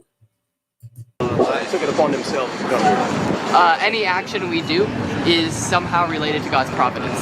So now that's true, because we gotta deal with predestination. For instance, God did not command you to specifically talk to me, I would assume. However, he did. Did God specifically tell you to talk to me? Yes. He said did. Cast down strongholds, right? He said that. Okay. So if by command we mean just biblical principles, then biblical principles would include Christianizing other nations. By the sword? Generally, no. Okay. Listen to this. This is the book of Habakkuk, chapter 2, verse 12. Woe to exactly God's standard. So I appreciate that. That would be my thought on the passage. Did God command you all to come here and do what you did to the Americas, yes or no? I don't believe so. You don't believe so? Okay, good. So we're getting somewhere. You got that precept? Yeah. No, it depends what you mean by command. Like, for instance, Hebrews 1 says that God used to speak through his prophets, and now he speaks through his son, right? And so we don't have current day prophets that can add to the canon of Scripture. So there wasn't anyone saying, "Thus saith the Lord, go take the Americas" or anything. I do believe that God's providence guides human action. Took it upon themselves to come here. Any action we do is somehow related to God's providence. So for instance, God did not command you to specifically talk to me, I would assume. However, He did. Did God specifically tell you to talk to me? Yes. He said did. Cast down strongholds, right? He said that to his apostles. Okay. So if by command we mean just biblical principles, then biblical principles would include. So command versus biblical principles. Here's another problem. Go and spread the gospel, cast down strongholds. That's not just principle. That's literally a charge. Christianizing other nations. By the sword? Generally, no. Okay. Generally, no, not at all. You go in there, you see who's worthy to receive the doctrine. Anybody that won't receive you, you leave, you wipe off the dust from your feet, and you get up out of there. Listen to this. This is the book of Habakkuk, chapter 2, verse 12. Woe to him. Woe to him that buildeth a town with blood and established a city by iniquity. Now, are you even familiar with encomienda? I am a bit familiar. That is, again, the Latin America and South America system. We don't really have. I mean, it was in Texas too. When it was still Limited. Mexico. Yes, particularly before Texas was annexed into America. So we can't exclude encomienda. Well, if we're talking about America and encomiendas before Texas was annexed into America, then absolutely we can. That's what's confusing me, is why you want to talk so much about conquistadors and encomienda. That's more of South America's problem. You could ask Mexico that, you could ask Colombia that. I have no experience with that. I've got no. You said that's South America's problem, but really it's the white man's problem. It's the devil's problem. It's Esau's problem, because let's just go to the Bible real quick. Who knows where I'm going? All these complicit nations.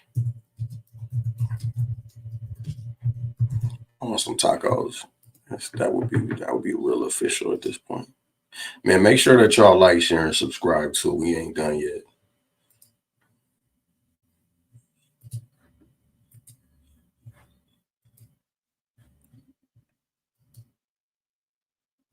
So it says, keep thy silence. Keep not thy silence, O God. Hold not thy peace, and be not still. For lo, thine enemies make a tumult, and they that hate thee have lifted up the head. They have taken crafty counsel against thy people and consulted against thy hidden ones. They have said, let us come and cut them off from being a nation, that the name of Israel may no more be in remembrance. They have consulted together with one consent. They are confederate against thee. The tabernacles of Edom, the Ishmaelites, Moab, and the Hagarenes. Like, we're not even, when it comes to this, we're not even dealing with what the Ishmaelites did. We're not even dealing with Moab. We're not even dealing with the Hagarenes. We're talking strictly about Edom. Y'all are represented here in that manifest destiny BS. It is going to come back on your own head. Christians, if you're in the building, man, I'm going to put a link down for you. Because I want you to come in and, give me your views. Manifest destiny. Does it make sense biblically? Is it a bunch of BS? Is it racism hiding behind the Bible, or is it racism justified by the Bible? With that, we're going to be back in just a couple minutes, man. Like, share, and subscribe, family. Family, Shalom, it's your brother Ashra Carl with the Fire of God. I want to ask you something real quick. How many of you have heard of this man right here? You, my black brothers and sisters, I know you are a chosen group of people. Well, all praises to the Most High. He's going to be live on the incinerator with me next week, September the 7th at 8 p.m. That's Saturday, September the 7th at 8 p.m. We're going in live where he's going to be sitting in the hot seat with us Israelites. If you're like me, which a lot of you are, you're skeptical of Caucasians like this that say things like these. We wonder what the motivation is. We wonder what their scriptural integrity is. We wonder when they're just going to switch up on us like the rest of them. Well, he's going to be here live next week, September the 7th. Be there so you could get your questions for him in the chat as well as we interact and build. With that, man, I'm going to give all praises to the Most High God and say shalom to you while we get back to the regular scheduled programming. Hey there, family. This is your brother Dana, and I'm coming to you from the city of Atlanta, answering those questions you've always wanted to ask the white man. And guess what? Since I'm a white man, I can qualify to answer those questions.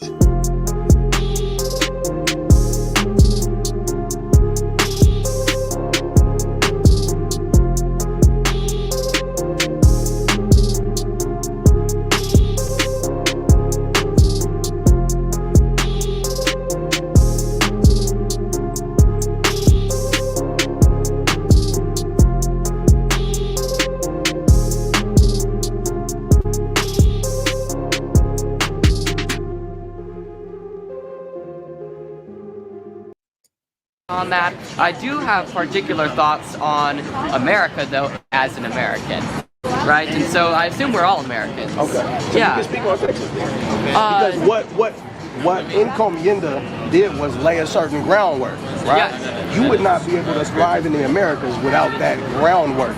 And what I'm doing is poking at you so I can see how obtuse you are, or how keen your vision is on what the atrocities that your forefathers did, right? So we already established that God didn't ordain for you to come here and do what you did to the so-called Native Americans. Oh, so that's why I asked about did God, when you said, did God, oh, what was it? Command. It said baptized in the name of Jesus Christ, right? Yes. Not kill, not slay with the sword, right?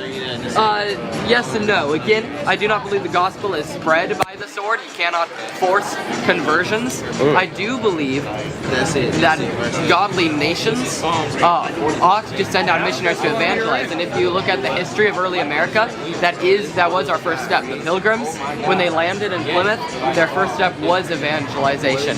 When we became colonies, they kept sending out missionaries into the frontier. As the frontier advanced, as that followed, so did civilization. That said, you say civilization followed? Yes. What about civilization that was here prior to the bloodshed? Well, not all cultures are created equal. So we probably all agree on that, right? So you get to impose on these people what civilization is what you're saying. Civilization can be determined by certain metrics, right? Well, the metric number one would entail civil law. Without civil law, you have no civilization, even if you have technology. God's law is always the standard. The Native Americans. So when you brought God's law over here, were you keeping God's law? No one can keep God's law perfectly. Not even missionaries or you guys. Not me, not you. That's not true. You'd have to prove we don't keep God's law. Otherwise, you're bearing a false witness. Have you ever lied, sir? Ever lied? I didn't say we don't ever break God's law in our past. What I said is you have to prove we do not keep God's law, as in present tense. You cannot do that. Go ahead and read that real quick. Because you said a thing. You said it's impossible to keep God's law. Yes. Start at 6. 6? All right. This is Luke chapter 1. Okay. Verse 6. Bring it out. And they were both righteous before God. I'm going to start 5. Go ahead. This is Luke chapter 1, verse 5. You're going to slither. Bring it out. There was in the days of Herod, the king of Judea, a certain priest named Zacharias, of the course of Abia. And his wife was of the daughters of Aaron, and her name was Elizabeth. And they were both righteous before God, walking in all the commandments and ordinances of the Lord blameless. Yes, and yet Zacharias sinned. How? Just read the next chapter. No, you're going to say because he didn't believe. Now, this is what was crazy. Show me the scripture where it says you can't not believe. Because what Jacob had to do was he had to prove God, right? Did God prove himself to Jacob? So there's always a curve there. Now, whether you choose to deny or not, then that's when there's some conflict. But right here, it doesn't say there was any unrighteousness imputed to him. In fact, it says he's blameless. Now, mind you, this is being documented centuries after the fact. So why isn't the blame for not believing the angel imputed unto him? Because he is saved. Hebrew Hall of Faith, right? Says that their faith was counted as righteousness to them. You see how they just get to make up the ground that's under their feet, man? It's crazy. But they're only standing tall in their imagination at this point. We got Christian apologists running, fleeing left and right, departing from us 7 ways. All praises to the Most High God, man. I just wanted y'all to get a look at this, man. Was credited as righteousness, and so those such as Noah, which it also says was seen as blameless before God. You said his what was counted up to him as righteousness? His faith. His faith. But you say he didn't believe, and that was a problem. No, I didn't. You're the one that mentioned. You did. belief. You just said you did. You said you was going to read further down. You said if we read further down, you would show us where he sinned because he didn't believe. I apologize. He did not believe the angel's message, but he is saved by his faith in Christ. Okay. He got it. Look, man. If you think you're gonna pull one over on me, you got another thing coming. He was cut. He was cut on an argument he didn't even get to argue. Why? Because we do this shit. In fact, the following chapter mentions his faith in Christ. Yes, I do. Okay, so they were blameless, which means they kept the law. No, it doesn't. It means that Christ's blamelessness was imputed upon them, right? Christ's innocence and Christ's righteousness was put on them. That's an assertion. That's a blatant assertion. Not according to the book of Romans. You're not supposed to add to the book of the law. Go ahead. This is Luke chapter 1 verse 6. And they were both righteous before God, walking in all the commandments and ordinances of the Lord blameless. So for the record, you don't believe the text. We should strike that from the record. Which chapter is that again? This is Luke chapter 1. Luke chapter 1. Verse 6. I appreciate that, and that still is about Elizabeth and Zechariah. Yeah. Appreciate that. Can you read a few verses prior and then keep going just a few verses after? Oh, you want to go after? Yeah, just a little bit. All right. And they had no child because that Elizabeth was barren, and they both were now well stricken in years. And it came to pass that while he executed the priest's office before God in the order of his course, according to the custom of the priest's office, his lot was to burn incense when he went into the temple, right? But as you continue to keep reading, right, it's just this section before they started going into what they're actually doing that's showing that they were blameless. And like the brother said, this was a record, this was recorded, right? And so with that context, you just heard how the context relates to Levites and their duties. Zechariah and Elizabeth were exemplary Levites. They were given the privilege of birthing John the Baptist. This is crazy. So what he's trying to imply, people, is that the way they were blameless is in how they carried out their temple duties. But here's the problem. Zacharias is the one that was tasked with burning incense. Who's catching that? Zacharias is the one that was tasked with burning the incense. It doesn't say Elizabeth was burning incense, yet it says they walked in all of the ordinances blameless. You understand? So he winging it. He's like, I need to hear more of this so I can try to find some connective tissue that's going to allow me to facilitate a way out of being wrong here. That's a nice reach, pal. They kept their Levitical duties perfectly. We have records in the Old Testament of some who did. What were Elizabeth's Levitical duties? What are the women's Levitical duties? Didn't, right? That's what it's talking about. Okay, can I ordinances? What in the text are you extrapolating from to say that they're talking about the Levitical order and not the commandments of God? What he just read. That's why I asked you to read a couple verses prior. Luke 1 again? Yep. Let's just read it again. And then I'm gonna show you. We can show you many perfect people in the Bible. Oh, there are many that have righteousness imputed to them by Christ, but they themselves are not perfect. Was Job perfect? Job, not apart from Christ. But was he perfect according to the text? Yes or no? I want to know what you mean by that. Was he himself perfect? Does the scripture say he was perfect? Oh, I do not recall. We'll show you that as well later. Yes, I do not recall. Look, Doogie Howser over here getting cooked. We didn't even go there to cook him.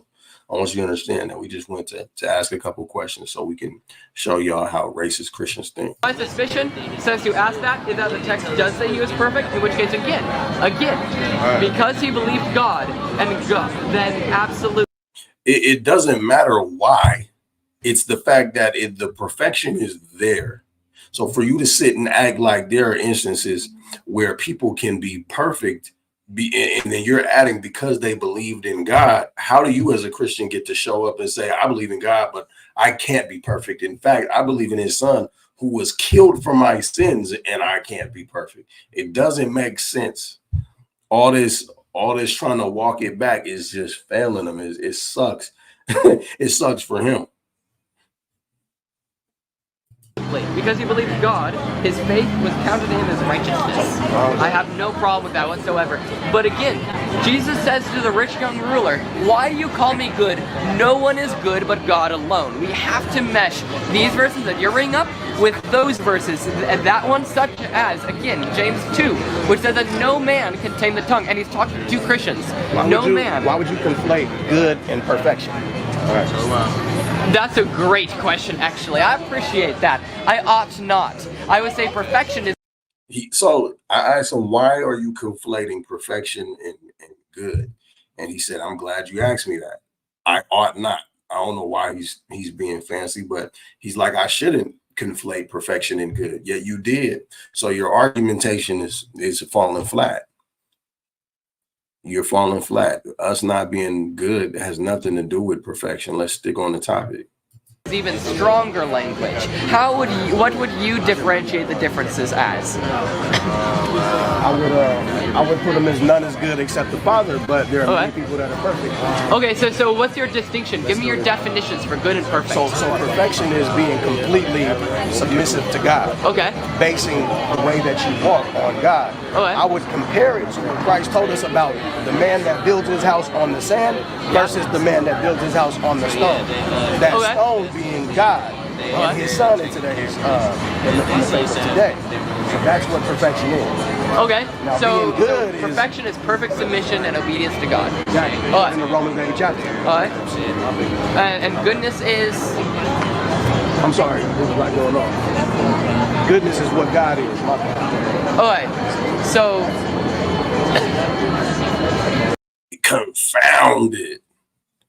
Confounded, man. We got to get the buzzer beater in right before we had to get up out of there for certain reasons, because it kind of went down that day. If you're not familiar with downtown Seattle, it just goes downtown Seattle. So we had to leave, but we got that buzzer beater in, man. We got a little more footage to go into. I really appreciate this. Hey, thank you. My name was Keegan. I really appreciate your time. Thank you so much, and for putting up with me asking for you to read extra verses. I really appreciate that. Thank you, sir. God bless. All right, man. Come back. Yeah. So you got to get him out of there?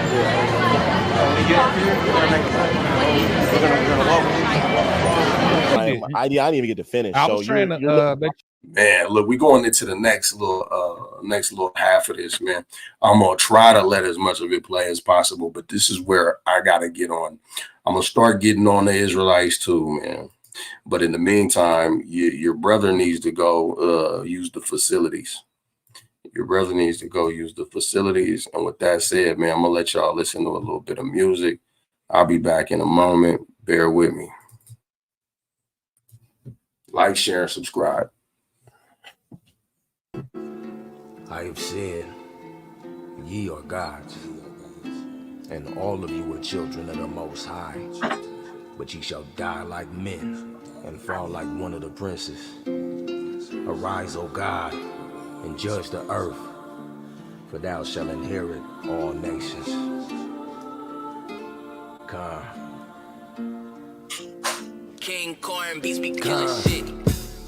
We was powers on this earth once, and we was all about the mirth once. Idol worship, murder like the first of the month. Hit a nigga with the bick like you need a light. That's what you do when you on fourth, or else you got a punt. But we ain't needed when we cry for Egypt flesh, nah. So it's Egypt that we got, and we hella mad. These crackers soaring off our shoulders like some helipads. They see our sweat, but they don't feel us like we holograms. I'll be damned, another black man shot again. They deflect and tell us we our own ops again. Never mind that daughter grown without their props again. And never mind the weight placed on that new single mom. Her big bro trying to help out any way he can.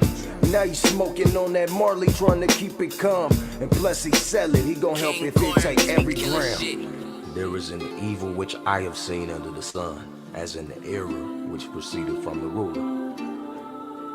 Folly is set in great dignity, and the rich sit in the low place.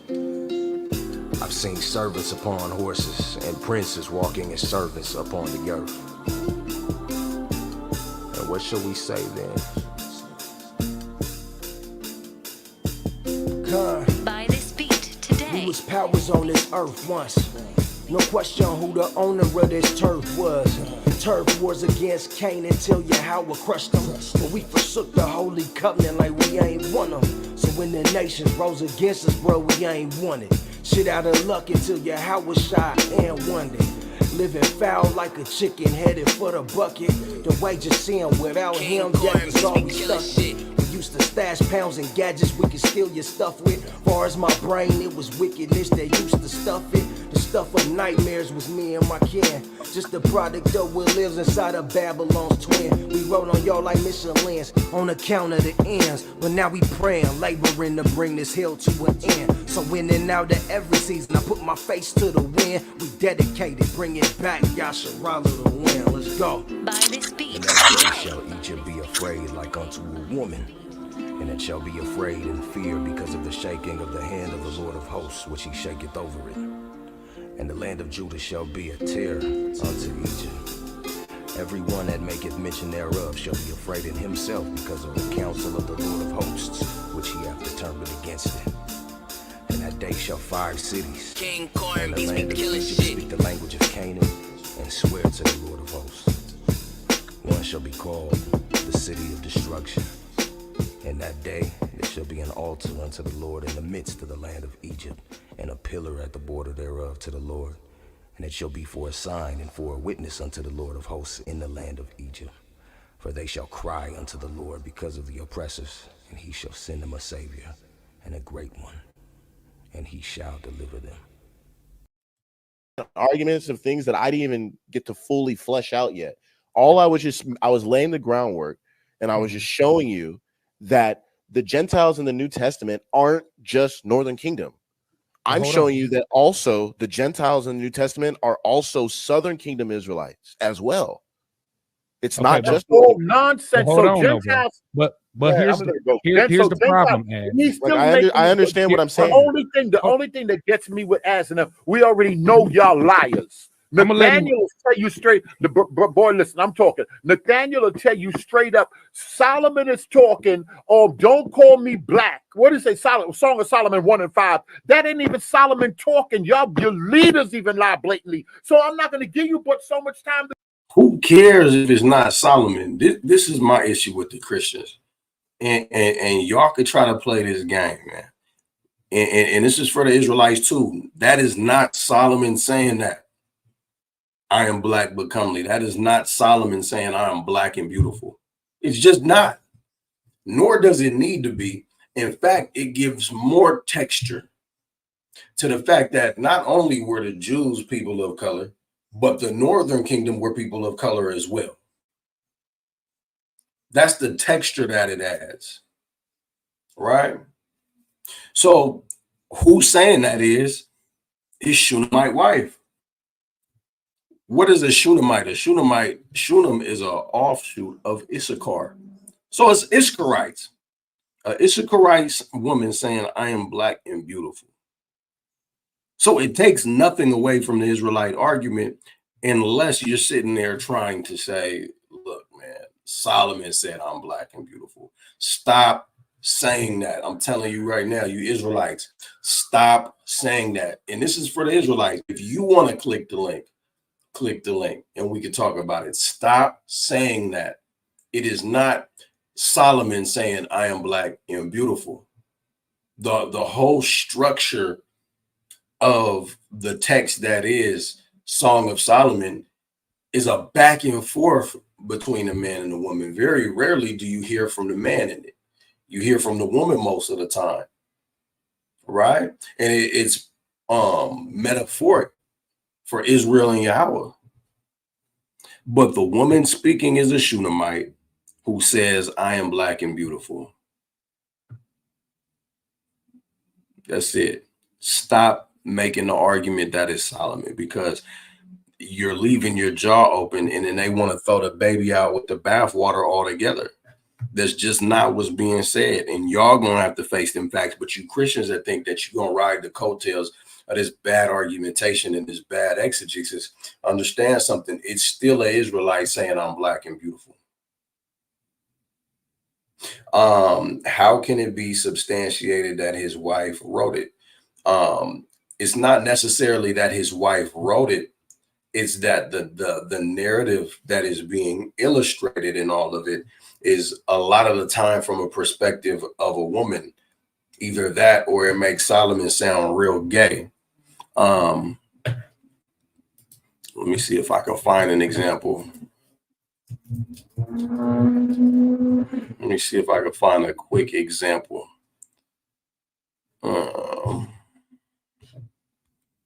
Where I'll find something blatantly not Solomon.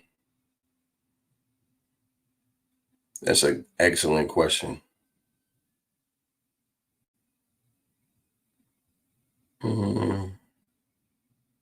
Let's go to Song of Solomon. Make sure I'm sharing my screen. Present. Stop screen. Present. Share screen. I don't know what's going on. Hold on. Song of Solomon. And I'm on chapter 2.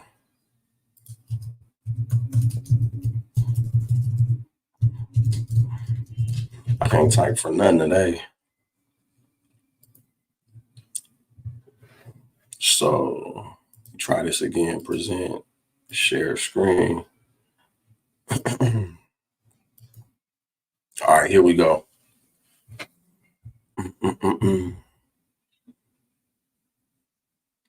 So Song of Solomon, chapter 2, verse 1. Y'all see it? Let me know if y'all see it.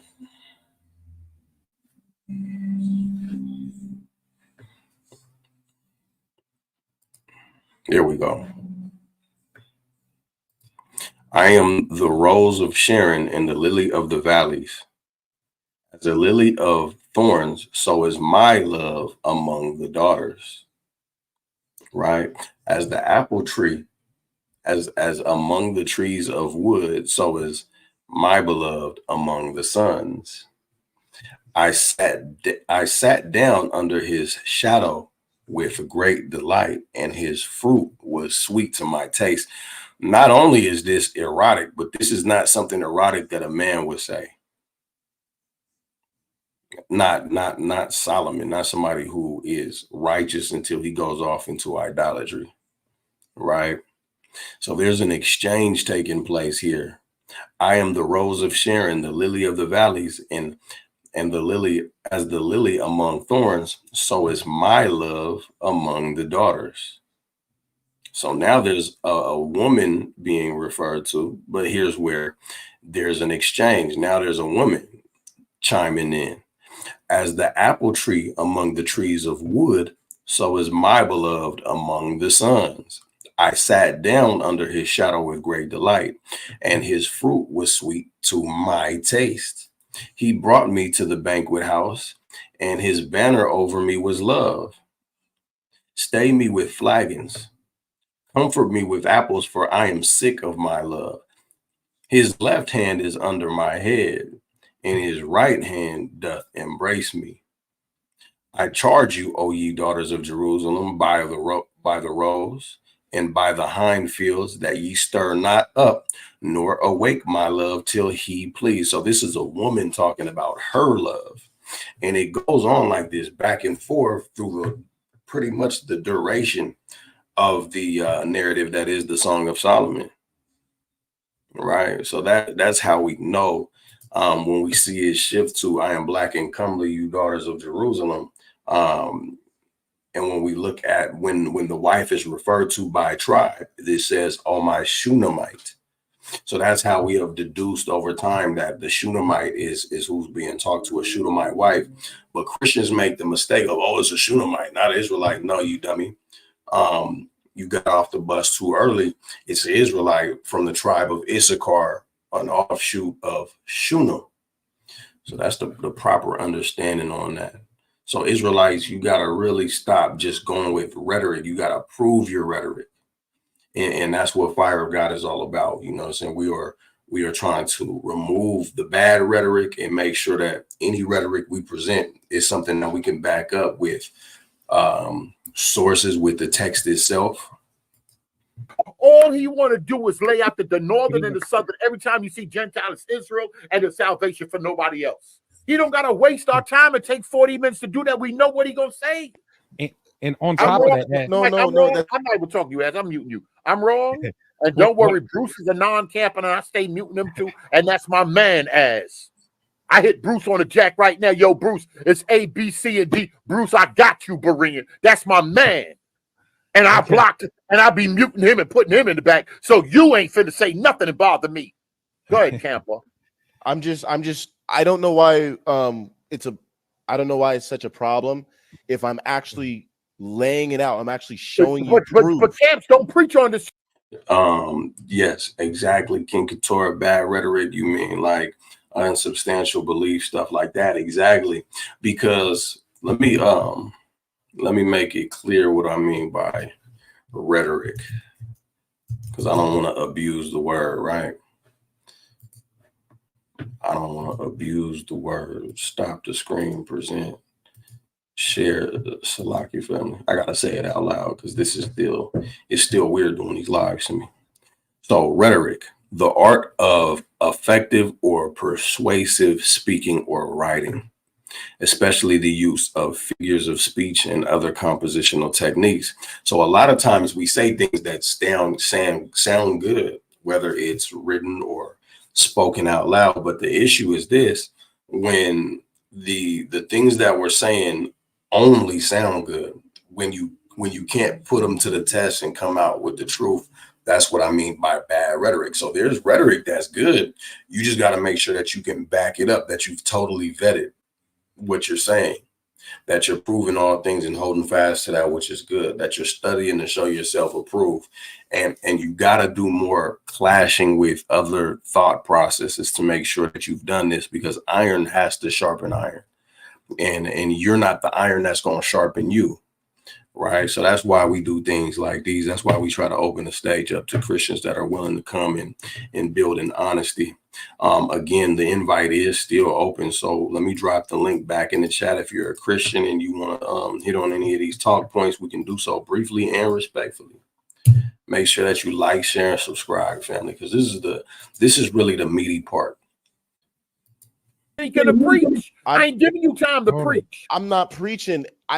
The whole thing was I wanted to give a breakdown on Ephesians 2, and you said give me a breakdown. You the pastor. You do. And I'm trying to give you a breakdown. I'm showing you that in the past, in times past, from the Ephesians in the Grecian kingdom, in the Grecian empire, over there during that time period, he's showing them that in times past, you remember. And what do they remember? They remember this history that we're going over in Maccabees. Okay, I don't know why that's pissing everybody off. Hold on, let me respond to you, Az. Let me respond. I hear where you're going, and I understand the rationale. What you're showing is that, see, Mike, there were some Israelites here that converted, right? And they forsook circumcision. So here's where you have a problem. Number one, you all try to make this the whole of the northern. That's not my argument. That's not my argument. Wait a minute. Because I never got to fully explain. Okay, well, I just want you to break down. If that's not your argument, then you can't definitively say that the Gentiles in Ephesians chapter, let's just say, and let's just say you were right. Okay, let's just say you were right in that some of these Gentiles could have been Israelites. Now, I don't believe you are, but I'm gonna give you that just for a second. Now I'm gonna take it back. But I just want to ask you a question though. What would you call them? What would the Jews? What would the Jews who ask? How you gonna stop my question to ask me a That's question? how you got to do these folks. They used to doing that on the corner. Hey, they ain't used to no order, no structure. See, now, as unless I'm the trying to have a commanding ones tell them, we got to command. Now, Israelites, we in the fourth quarter. We gotta tighten it up, man. We gotta tighten it up. You hear how they coming? Them like, yo, I'm your commander. As you're gonna be quiet, I command you. That's what they understand. Go ahead, I'm trying to have a reasonable dialogue back and forth, asshole. You can't, because he's gonna cuss you and leave. Then he know he can come back in 2 weeks and we gonna forgive him and let him talk again. He gonna cuss you, Mike. I'm trying to help you. He get ready to cuss I'm you. all right. I'm good. But hold on. All right. I warned you. I try to warn you. Now you said he gonna cuss me? No, man. I ain't gonna do that. I don't do that. But hold on for 1 second. Let me just add. I don't mind you asking me a question. I welcome your questions, but at least let me get mine out before you interrupt it and ask yours. So I'm saying, let's just say you were right, though the text never called these Israelites Gentiles, never did. But let's just say you're right, that some of these Israelites were now Gentiles, right? If you're not saying the whole of the northern kingdom and you're agreeing with me that this wasn't even the majority of the northern kingdom, because the text just says many. And to prove that it wasn't the whole, if you keep reading the history of Antiochus, you'll find that Israel rebelled and revolted and overcame that. So it couldn't have been all of them, because that's how we led into the whole overturning. When they tried to go into the temple, they sacrificed animal blood. Israel rebelled. Israel turned back. So you can't claim that when we see Gentiles, these are all Israelites. Now, if you're saying that some of them are Gentiles, let's just say you are. You can't say all of these Gentiles are Israelites. Do you understand that? You can't say all of these Gentiles in Ephesians are Israelites. So what I am making the argument that all of those Gentiles in the synagogue in Ephesus were all Israelites that Paul was writing to. Yes. And right. I'm laying that argument from the text. Just listen to me real quick. So I'm showing you the in times past. We're still on that portion. In times past, ye were called Gentiles, and I'm proving that the northern kingdom and the southern kingdom are both called Gentiles in the New Testament and the Old Testament. That's a fact. No, and okay, but hold on. Let me respond to that real quick. You see, now he's saying that the brother didn't have no order. Elder Mike got a little bit of momentum, so he want to do the over talking, and this is where it gets corny. I was once told, man, you way too genuine with these Christians, and they just run all over you because of it. Well, look, I'd rather be genuine all the time and let the few come to the light, man. Let the roaches do what they gonna do. At the same time, we do have to become as wise as serpents so that we can navigate better in these circles.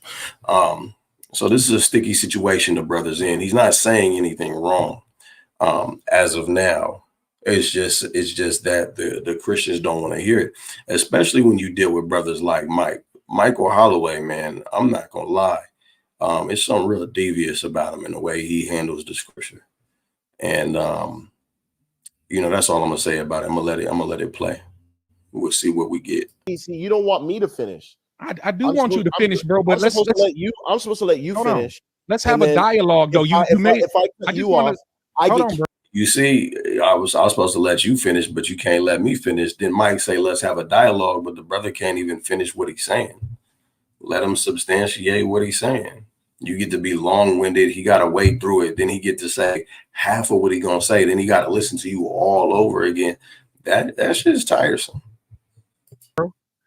Let's have a dialogue. I get muted just like that. I get muted. No. Hold on. As I'm with you. I'm gonna let you finish. Now you go when you keep trying to talk. That's when Berean get mad and put you out. You just made a statement, and I just want to go here. You said the text says, remember in times past you were called Gentiles. That's not what the text says. So I'm gonna let you. It says in times past Gentiles. Not in the you were flesh. called In the flesh. That's Right. what, bro. That's what a Gentile is. Paul called the Israelites after the flesh in Romans chapter 9 verse 4. So you either a Gentile in the flesh or you're an Israelite after the flesh. So the point is, it doesn't say it. Hold on, I'm gonna let you respond, bro. I promise. Man. It doesn't say what you just said. You said this verse. Here's the thing, though. A Christian will quickly say a Jew is a Jew inwardly, not outwardly. So I would venture to say that you can be a Jew and you could be a Gentile based off of what you do in the flesh, and then a spiritual matter still arises. All right. But how does a Gentile stop being a Gentile? A Gentile does not stop being a Gentile. You can go to there is neither Jew nor Greek, no male nor female, and they will harp on the part where it says no Jew nor Greek. But are you meaning to tell me that people just become androgynous when they come into the truth? That there really is no females no more? A woman shouldn't be called a woman anymore because she believes in Jesus Christ. So you got to think about this shit before you get to arguing with these Christians. Say in times past, y'all were called Gentiles. That's not what it says. Now go ahead and try to explain that.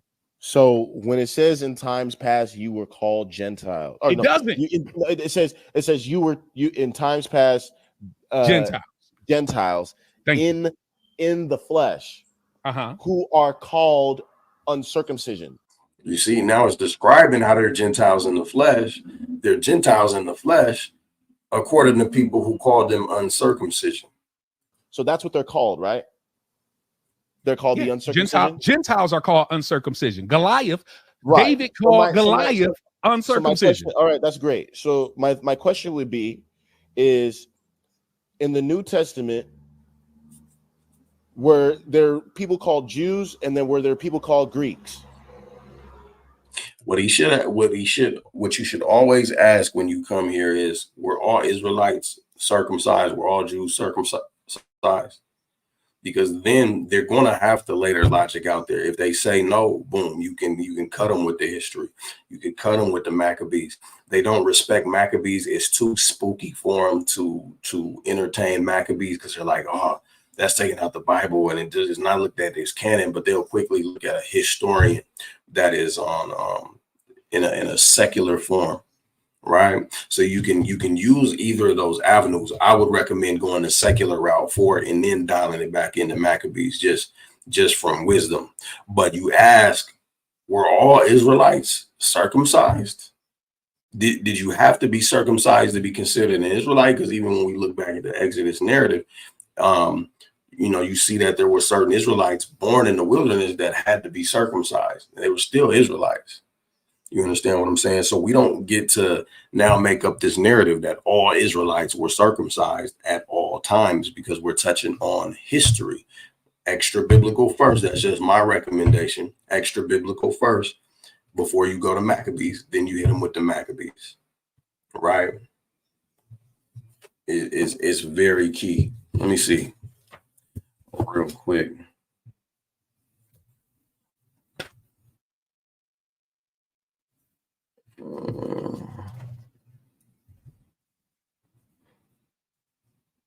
Look, Hellenistic civilization and the Jews, page 345, right? It says this struggle for existence may be conducted and actually is conducted in two opposite ways. Sometimes the will to succeed induces in the Jew a decision to imitate local manners and customs and make himself like the host of people in every respect. What about brothers that's raising their family with this thought process in mind? You're not going to go get that boy circumcised. You're conducting yourself like the people of the land in every respect, right? This is the way of assimilation, which leads the Jew to repudiate his ancestral customs and sometimes even makes him an unconcealed enemy of the Jewish people. The second way, quite opposite to the first, is equally obvious in his struggle for existence. Going to page 346. Salakia. his existence in a foreign country, the Jew naturally resorts to his own people for encouragement and aid. So you got people that are going to be worshiping alongside Israelites who also live in that same area, or he's going to conform completely. Whence the maintenance of the organized Jewish communities in every locality of the diaspora and the obstinate adherence of the solitary Jew to his community.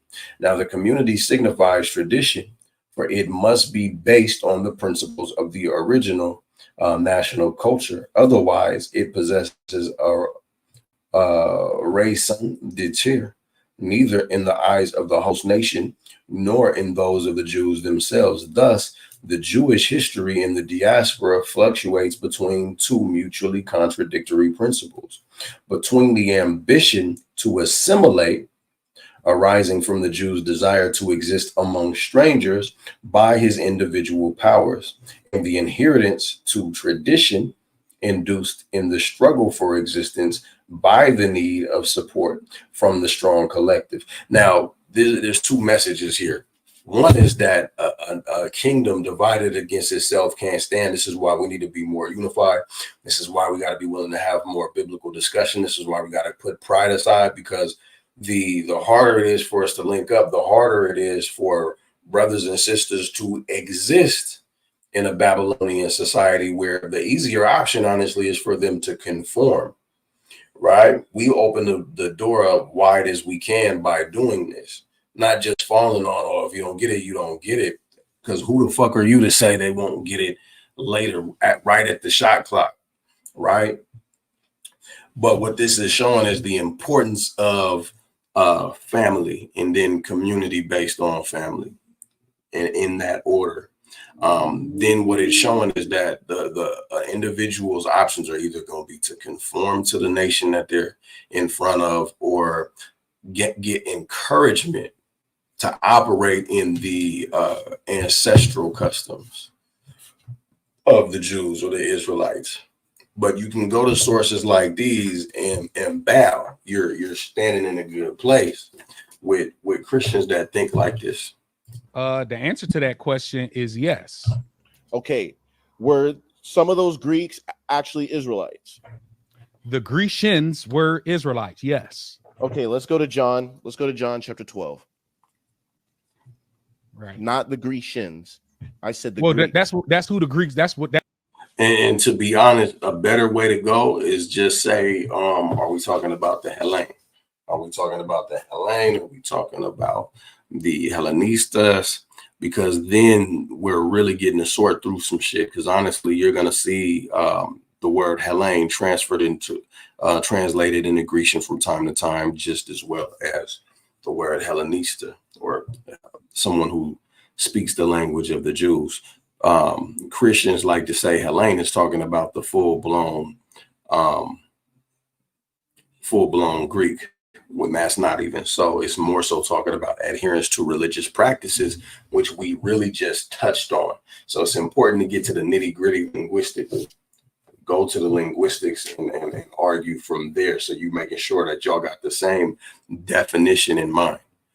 We don't want the English to intervene, where we can easily go back to the Greek and make sure that we're ironing out these misunderstandings, because what's understood don't got to be explained. And even if the Christian don't want to hear it, the Israelites, the people who are watching that are honest, they get to see it. So you just make a better demonstration in that way. That's the Greek word for Greek, I said the Greeks. No, because there's two different words for Grecian, and then there's Greeks. So okay. I'm showing you that people are not called. We talking about the word ethnos now. Mike, man, why are you doing this, bro? And no, you're not talking about the word ethnos. The word Gentile, is there where you should actually see Greek. And I believe there is a instance where maybe ethnos should be there, or you would think. But Mike just need to shut up and let the discussion flow. Well, so this ain't gonna prove your point, but go ahead. People are called Gentiles. Israelites are called Gentiles, and they're not called Jews. Show me that. And I'm about to show you. That's not in 12. John 12. But go ahead. We can John try. chapter 12. And let's start at verse 1. Okay. So we're going to jump around just so we can get some context. Look, man, Kanye Israel, I'm telling you, you gotta join the classroom and join the ministry. What we've been doing as a group is I had this book for years, but what I did was I had everybody in class cop the book together. We had a month to make sure everybody got the book, and then we started to study together in correlation with the biblical text. That's how we moving over here. So join the ministry, man. We'll get you right. We will help you get these resources in your time of need as well. No, we ain't gonna jump all around. Show me that right there. And if you can't show it right there, it's a problem. You just got to be patient. Just let me bring it out, please. Remember, you're trying to show where Israelites are called Gentiles, not Greeks. Gentiles, because that's a difference. Well, no, Greeks. What do you mean? A Greek is a Gentile. Am I correct? Not necessarily. But are Greeks Gentiles? A Greek is not all the time. How come they're not called Jews though? Bro, hold on. This is crazy. It's crazy. The brother's getting frustrated, and it makes sense why. But you have to tame that. Otherwise, there's no point in even getting on a panel like this.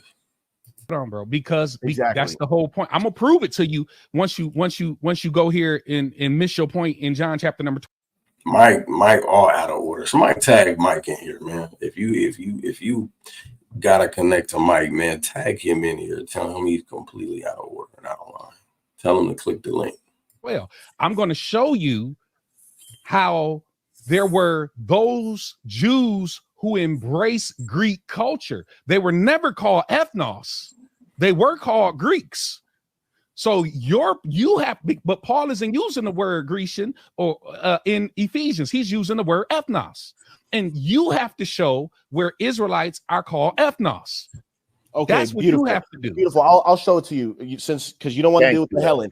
You don't want to deal with the Helen because I'm showing him that I was trying to show him that Israelites were called Helen. They weren't referred to. So that means that the Jews, they didn't call them Jews.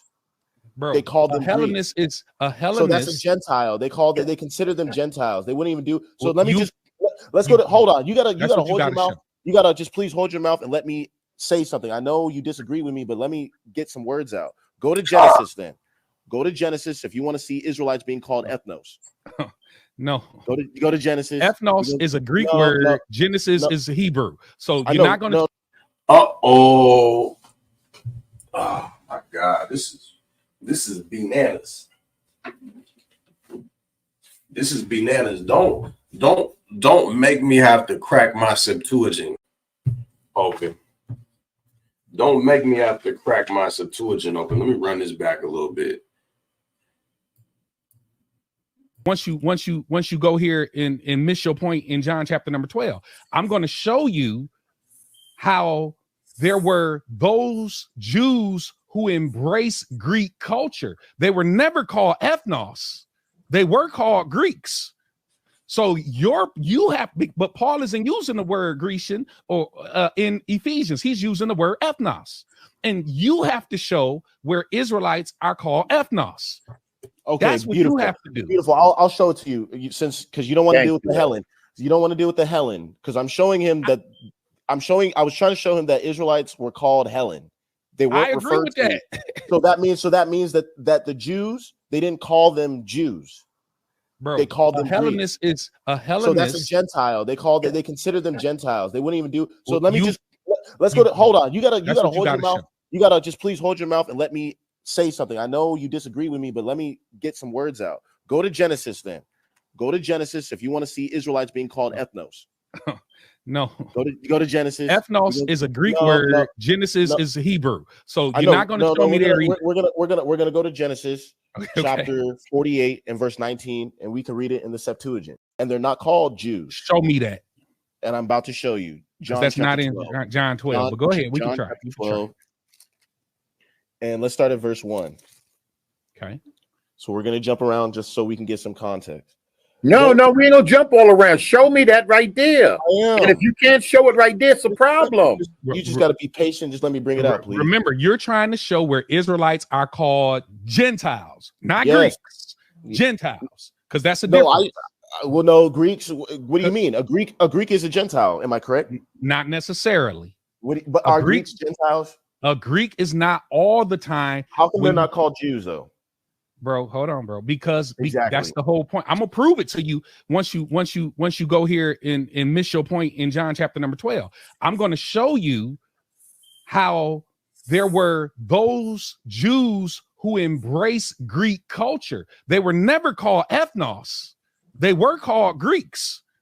So but Paul isn't using the word Grecian or in Ephesians, he's using the word ethnos. And you have to show where Israelites are called ethnos. Okay, that's what you have to do. Beautiful. I'll show it to you because you don't want to deal with the Helen. You don't want to deal with the Helen because I'm showing him that I was trying to show him that Israelites were called Helen. They weren't referred to. That. So that means that the Jews, they didn't call them Jews.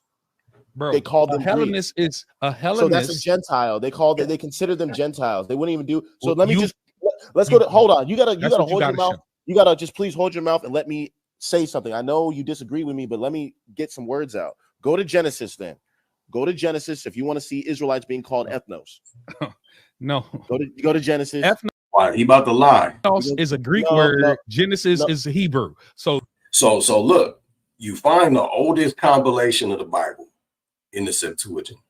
It is translated into Greek. It's unfortunate, but there's an actual manuscript to it that you can look at. And since there ain't no way I'm gonna be able to show you this small ass print, but the reason that we're gonna go here is because with the Old Testament being translated into Greek from Hebrew, we actually do have a way to look at how Israel would have been called ethnos. That's what I'm gonna show you. But luckily for us, the Blue Letter Bible actually has the Septuagint on there. So that's what we're going to do real quick. Let me remove this. And I'm going to share my screen yet again.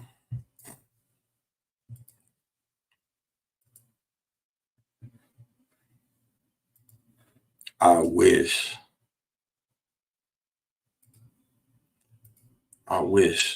he'll come on here and say some dumb stuff like this. So the way that the text reads is,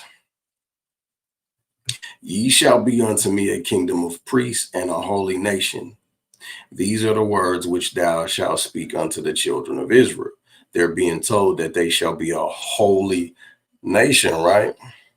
Y'all see this where it says LXX, Septuagint? Those two things are somewhat synonymous, right? So what we're going to do is we're going to kind of skim the Greek. It says, Haimis de esete moi beselion here to my kai ethnos. Ethnos. What is this word? It's a nominative singular for nation. So Elder Mike lied. He lied because he's not considering that there is a manuscript of a Greek Old Testament where the Israelites are called, is going to call them a nation. So the question is, how would this word be used? So now we have more evidence as to how we can look at this word in the New Testament. We can't say it's exclusively talking about other nations because Israel is called an ethnos.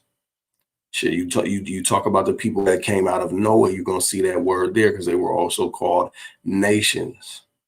People say the Gentiles are strictly talking about Japheth because it says these are the eyes of the Gentiles, but it talks about the nation of Ham. It talks about the nations that come from Shin. The same word is going to be goy there or am there, right? In that same sense, when you look at it in the Greek, you're gonna see the word ethnos. You see this word?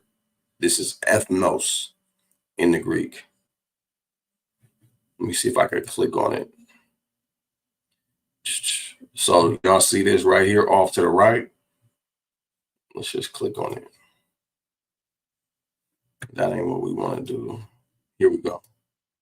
Going to the Greek. Ethnos. You see that? Ain't no games being played over here. Make sure you like, share, and subscribe too, man. Make sure you like, share, and subscribe. No, we're gonna go to Genesis chapter 48 and verse 19, and we can read it in the Septuagint because that's what Jesus Christ quoted from. They quoted the Septuagint. Again, so bro. We're gonna go to Genesis chapter 48, 48 and verse long 19. route to run 48 into a and wall. verse 19. I don't know about that, man. He's saying that's what Christ read from was the Septuagint. I don't know about that, man. I believe the Palestinian canon was in use and circulating back then. That's another manuscript, fairly old text. 48 and verse 19. Okay, so it says in Genesis 48 and 19, and his father refused and said, I know it, my son, I know it. He shall become a people, and he also shall be great. But truly his younger brother shall be greater than he, and his seed shall become a multitude of ethnos.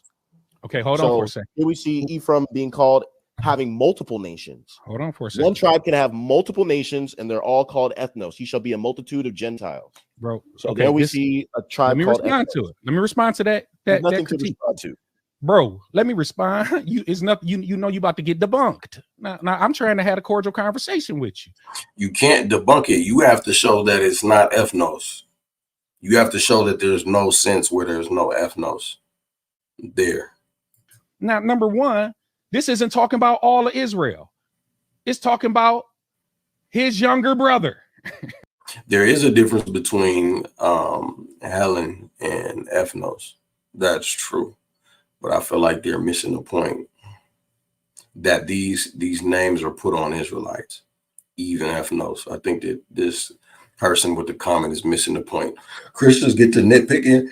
You give them a little bit of ground, they get to nitpicking on that, man, like it really means something. Elder Mike not about to debunk nothing. He needs to go into the language and show there's never an instance where there's a manuscript that shows that this says ethnos. That's what he needs to do. Right? Let's go Israelites called Gentiles. Hold on, Az. Let me respond to you. Let me respond. As I gotta put you out so he can talk, as because you can't help I'm gonna yourself. let you make your claim, but then let me respond to it. Let's go back step. No long soliloquies, and that way we can have a back and forth dialogue, and I can debunk each claim one by one. And if I don't debunk it, it'll be evident because everybody's able to talk. So watch this, right? Now, when Joseph saw that his father laid his right hand on the head of Ephraim, it displeased him. So he took hold of his father's hand to remove it from Ephraim's head to Manasseh's head, because Manasseh was the oldest. Ephraim was the youngest. And so the right hand would typically in their culture go to the oldest. But Joseph said to his father, not so, my father, for this one is the firstborn, right? Manasseh was the firstborn. Put your right hand on his head. But his father refused and said, I know, my son, I know. He also shall become a people, and he also shall be great. But his younger brother, he's talking about Ephraim. At this point, he's not talking about all of Israel. He's given a prophetic word about one of Joseph's sons, and he shall become a multitude of nations. This is not in the context of his ethnicity. It didn't say he. Bro, you just fucking debunked yourself regardless. Despite the many applications of the word ethnos, the word ethnos is still there, just like the word goy is still there. So you didn't debunk anything. All you're doing is giving more ground for the brother at this point. Mike talk too much. Will become a multitude of uncircumcised people. That's not what this was a positive prophecy. And you see that? So now he relegates it to being uncircumcised. Gentile don't mean uncircumcised. I'm sorry, it just don't. A Gentile can be uncircumcised. I was circumcised when I was a kid, right? But it didn't change the fact that I still grew up in other Gentile customs, that I still didn't have my identity. So this is a weak ass argument coming from Elder Mike. And I'm starting to get a little frustrated. You know, I'm hungry.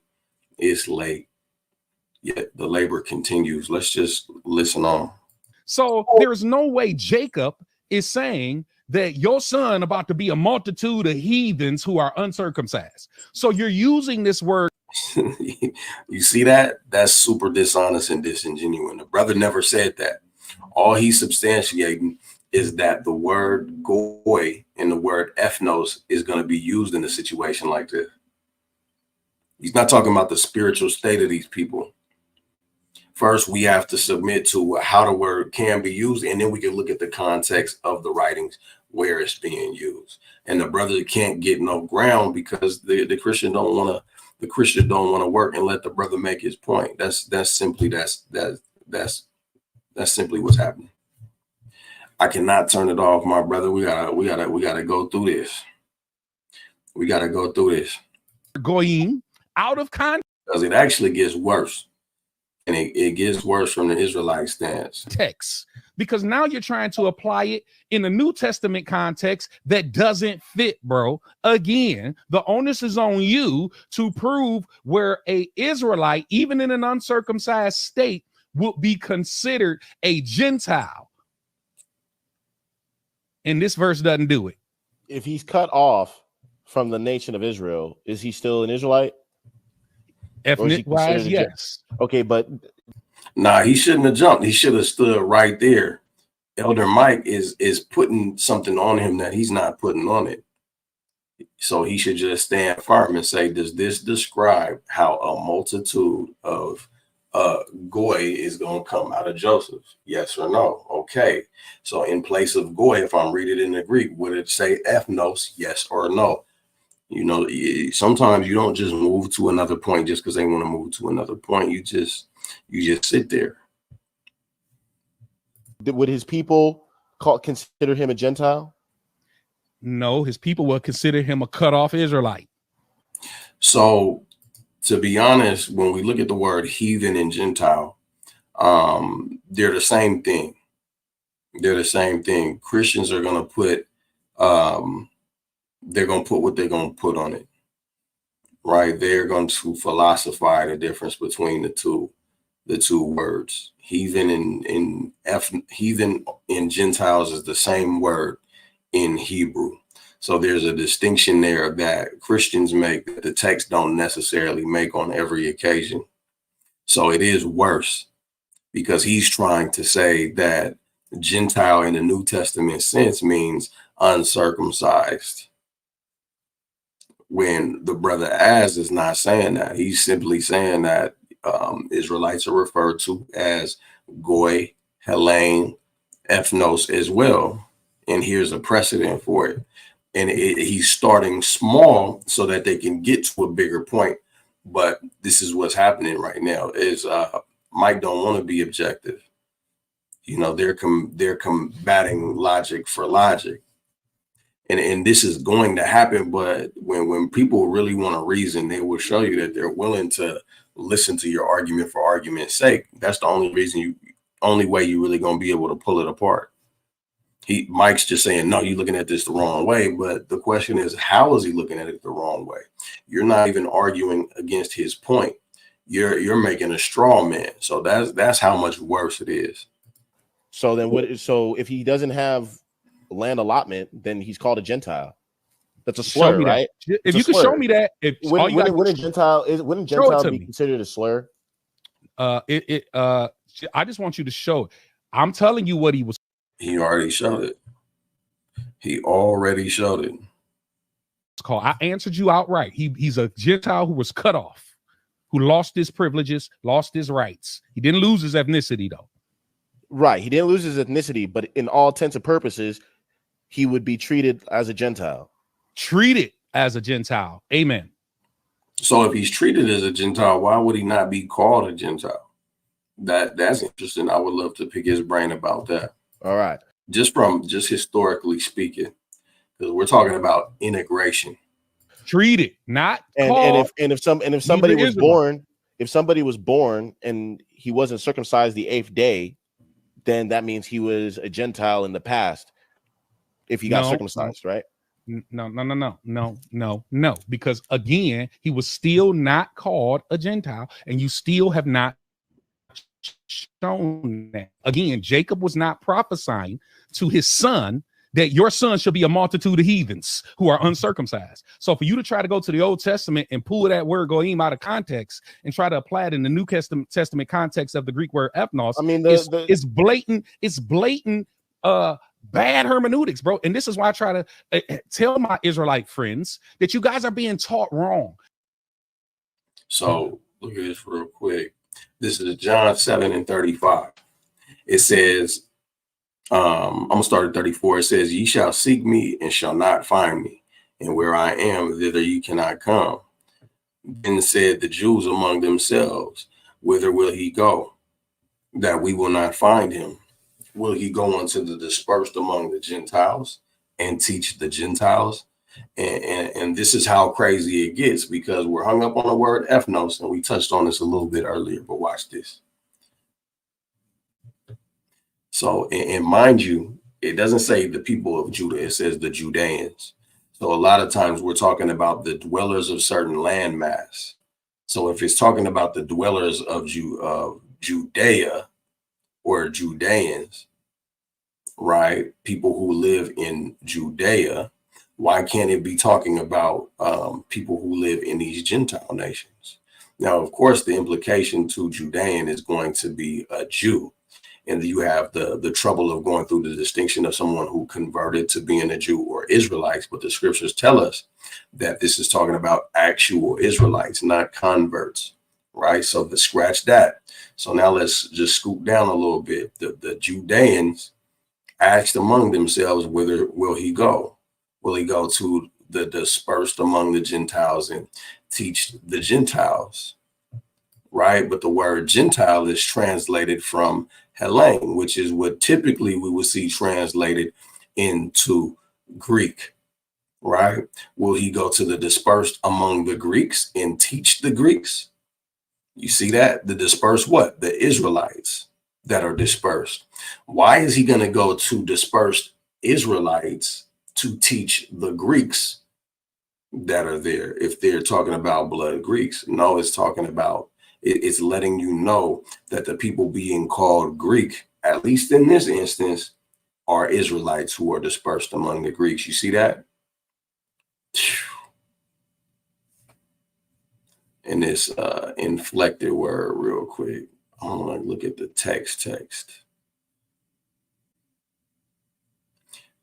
So Hellenon is a masculine plural. So are you going to go to the different Greek nations to teach the Hellenized?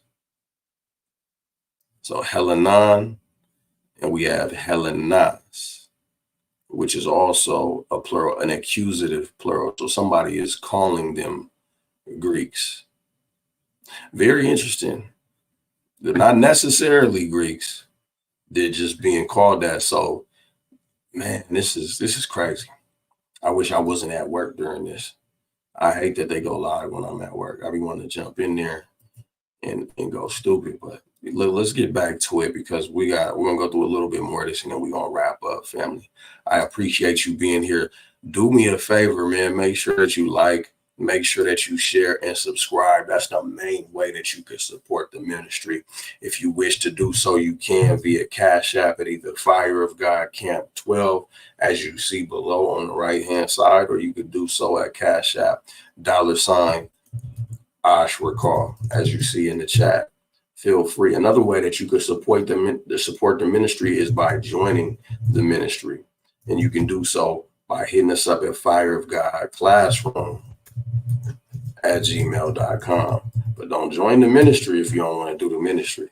Tell you that right now. We need boots on the ground. So come through. We will edify you to the best of our ability, and we'll get you ready to get out there and do battle. Hit us up at Fire of God Classroom at gmail.com. But my favorite way that y'all support, man, is just hit that like button, hit that share button. Do that.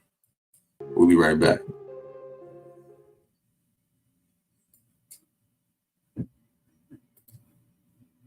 Shalom, family. Shalom, it's your brother Ashrakar with the Fire of God. I want to ask you something real quick. How many of you have heard of this man right here? You, my black brothers and sisters, I know You are a chosen group of people. Well, all praises to the Most High. He's going to be live on the incinerator with me next week, September the 7th at 8 p.m. That's Saturday, September the 7th at 8 p.m. We going in live where he's going to be sitting in the hot seat with us Israelites.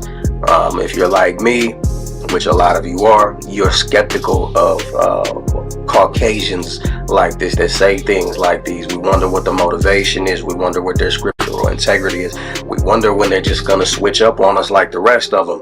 Well, he's going to be here live next week, September the 7th. Be there so you could get your questions for him in the chat as well as we interact and build. With that, man, I'm going to give all praises to the Most High God and say shalom to you while we get back to the regular scheduled programming. Which any way you want to, you can you piece some verses together like we playing a jigsaw puzzle, and you're not studying the scriptures in their appropriate context. I just think that, like, the Jews, let's go to John chapter 4. John chapter 4. Let's do that. Yes, sir. Because what I'm going to show you is that they don't have to necessarily be called Gentiles, but they're referred to as Gentiles by name. They'll call them Hittites. He'll refer to them as Greeks. He'll refer to them as strangers, and they didn't associate with one another. So by all intents and purposes, they were by the circumcision. And that's the context that Paul is giving. He's saying, according to the custom of the Jews, according to the circumcision, how they think, not according to what God thinks, but according to what the ruling class. You haven't even shown it was what they think, though, bro. Well, I need you to show me in the the text. John, let's go to John chapter 4. John chapter 4. Let's go. Let's go to verse 9.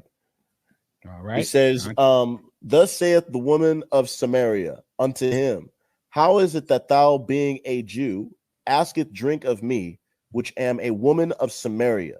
For the Jews have no dealings with the Samaritans. Okay, how come they don't deal with each other?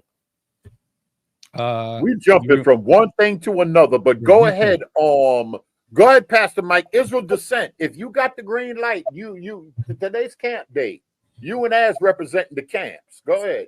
Man, and I'm not gonna lie, man, I was so embarrassed. You'll see. I'm showing the relationship between Israelites, and I'm showing that I'm showing that Jews would look at other Israelites as Gentiles, and I'm proving it to you right here. So you go ahead. Definitely not about to prove it right here. Okay. But let me bless you. Let me bless you. The reason these Samaritans, she is a Samaritan because when the northern kingdom was overtaken by the Assyrians, those Jews or Israelites that did not get carried off into captivity, they intermingled and intermarried with the Assyrians. These people, if you study the Old Testament, their land was still cursed. And so what they did is they embraced many of the Mosaic laws so to bring the blessings back upon the land. And I'm just paraphrasing the whole thing. They even called in a priest and everything so the land wouldn't be cursed. So these Samaritans, many of them who were a mixture of Assyrian and Israelite, they embrace the command of Moses, even built their own temple there that rivaled the temple that was in Jerusalem. And they considered themselves descendants of Jacob, which is why the woman says, our father Jacob. But that woman understood, though, that not only was Jacob her father, she had some Assyrian fathers because they commingled and co-married with the Assyrians. This is fucking ridiculous. This is absolutely ridiculous. It was called Samaria. It was called Samaria, at least as it's documented, because we're going off the documentation. As it's documented, we see that territory was purchased and was called Samaria as early as 2nd Chronicles. There wasn't no intermingling with no Assyrians, and so her fathers are Assyrians as well. No, she said, my father Jacob. She's acknowledging Jacob as her forefather in a patriarchal society. You don't get two daddies. We're not talking about liberal America. We're talking about a patriarchal society where you get one father who comes from a father who comes from a father. Ain't no DNA battling. You get two daddies on some Arnold Schwarzenegger, Mr. Mom. I just cannot. I cannot. And this is why he is a boot-looking ass coon Christian, because he willingly lies on the text and he's bending it like a bow with an arrow in it. So I These don't were know. not So full hold blood on. I gotta stop you. I Israelites. gotta stop. I gotta They stop were a you. mixed breed. I have to stop you. I have to stop you. Jesus wasn't a pure blood Israelite. Okay. Say that so again. Woo! Because there's no such thing as a pure blood Israelite in a concept where Israelite and Israelite get together and now you're a pure blood Israelite. Look, you're a pure blood Israelite because your dad's an Israelite. If we look at biology, where does blood come from? It comes from bones. Where do your bones come from? It comes from your dad. If you look at a spinal column, all it is a very developed spermatozoa, right? This is why when there's something wrong with your blood, you get a bone marrow transfusion. Where does the bone marrow come from? It comes from your spinal column, right? And that's what's going to get your blood on point. But you got to be matching. You got to have the same blood type. It's just, this is beyond me. How this is crazy. I'm not even going to ramble too much. I said Jesus was not a pure blood Israelite. Okay, stop. Show me that. No. Hold on, Berean, because this is gonna make a good clip. It's very easy. It's very easy. Rahab. That's very easy. So not everybody in his lineage are Israelites. So that woo dagger. So it doesn't change anything. Matter of fact, now your argument is debunked because you're saying, okay, so she got some Assyrians that her forefathers mingle with. Now it changes her forefathers. This is retarded. In fact, look at Christ's lineage. You got a Moabite in there. You see what I'm saying? He's not going to directly address this. I can almost guarantee it. Doesn't matter. That's so the point, dumbest thing I ever you heard. Your father, Rahab, got seen. The point is that the only way that the Samaritan that Jacob can be her father is through her father's lineage, and that's according to custom. Ridiculous. So hold on. So we're not even gonna discuss that. We're gonna discuss. No. Yes, we're gonna discuss what is clear. You brought it up. That Joseph garbage. He's not gonna preach what he want to preach to us. What's clear in the text? How you not want to discuss something you want us to just embrace that lie and keep moving? That's the big lie you just. So now, Az is doing a pretty decent job, but oh my God, man. I just want y'all to stop me when y'all get embarrassed. It's coming. He's trying to manipulate us with this garbage. I just want to look at you ain't finna give me the garbage you want to give me. Y'all are bad at the Bible. Y'all think y'all on the corner. Y'all think y'all could do what y'all want to do. Az, are you crazy? He just said Jesus wasn't a full-blood Israelite. Well, let's see what the text say. Let's see what the text say. The text calls him Lion of the tribe of Judah. Your mom doesn't need to be a Jew in order for you to be a Jew. That is just something that we need to. That's a pill we need to swallow. We need to go to Numbers 1:18. What is this talking about? Is your lineage established by the house of your father? Yes or no? You have to say yes, because if not, how is Christ from the tribe of Judah? Hey, God. That's what the text calling. The text traces his genealogy, and he's an Israelite, and the purpose, and that becomes so important, because if Jesus Christ is not an Israelite through the tribe of Judah, then we can throw this whole book away. All the prophets. And so this is the thing. The brother is working on limited time because y'all won't let him get a coherent sentence out. So he's rushing to make points. But if you listen, all he's saying is that this pure blood Israel concept does not exist. The one that you are trying to superimpose on the culture that we're discussing in the culture of Israel. Right? In the culture of Israel, you're an Israelite by the house of your father. Your father also is going to dictate what tribe you're from. That's also going to dictate what land you can inherit. It's going to dictate who you can marry if your father has all daughters and no sons. That's how intricate it gets. It has nothing to do with who your mom is. The problem comes in a spiritual sense, where if you're marrying the nations of Canaan, that about it. Or if you're marrying so many women where they're turning your heart away from the Most High. But nowhere do we see that it's a requirement for you to marry somebody within your own tribe as a man. The man dictates the seed. This is why Yahawashi gets to be a Jew still, because his fathers were all Jews. This is what lineage means. So I don't understand how Mike thinks he got one up. I don't understand why Berean, as learned as he puts himself to be, I don't know why this is a clap session. This is utter foolishness. We could throw this whole book away, because that means that all the promises fail, because he was to come through the lineage, bro. So you had Assyrian Israelite. Come on. So you had Assyrian men who also intermarried with Israelite women. They bear children, and they also became this segregated group called the Samaritans. The Samaritans, bro. Yeah, I got on here. I didn't not during this session. I've been on here a couple times. I debated Elder Green real quick on here, and they just act like it didn't even happen. Elder Green cut himself so bad, man. He just ended the live abruptly. I'm out of here. Made that boy run so fast. He forgot he wasn't 21 no more.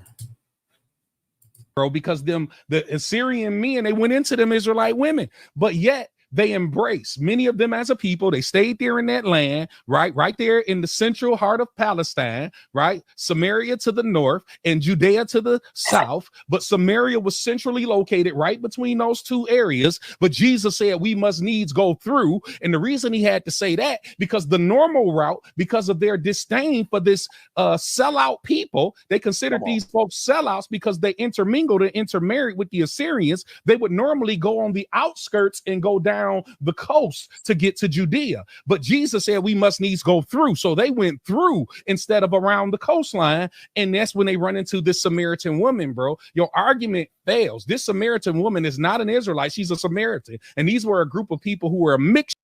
This is dumb. Judean means do you live in Judea? And by implication, you are a Jew.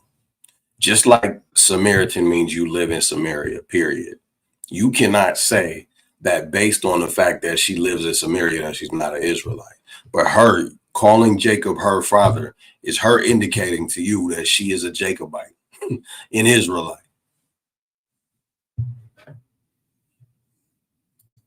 Of his argument is not even clever. It don't even sound good. And I'm looking at these comments that they putting up on the screen. I want you to understand, just because it's the majority don't mean it's right. Y'all brothers and sisters, don't be shaken when you see things like these happen. You got to learn to stand boldly and realize that these people before you are idiots, and you need to have some compassion for them in your heart. You got to pray for them, because this is really a bunch of idiots clicking up against a brother, and it's frustrating. It seems like they know they're in their right mind, but they don't. They're dumb to be able to sit here and act like Mike's making a good point. But then again, this is what happens when you just go off of bad rhetoric. Jewish blood as well as the Assyrian blood. Okay, so you can say that. You don't. Okay, so do you know this woman? I know the word of God. I know what the Bible says about her. Listen, the Bible says she was a Samaritan. I just want to know if you know who this woman was. You knew who her dad was. You knew who she was. You don't, right? So all you can do is go based off of the page. That's right, brother. Thank you. The page, the scriptures. Okay, so that's all I can do. So I've been criticized for going through scripture alone, but that's my story, and I'm still. Hey, bro. You ain't got. I just said we just gotta go off the page. That was it. So when we go off the page, let's look at verse 12.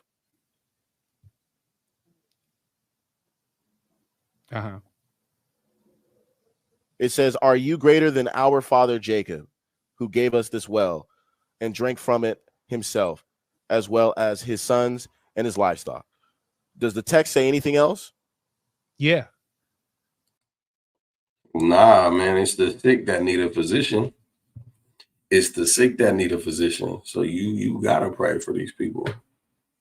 These are Israelites. Yeah, it does. Let me show you what it says. I'm gonna drop a link for so we can switch things up a little bit. If you want us to deal with a scripture and you're a Christian, come on here, please.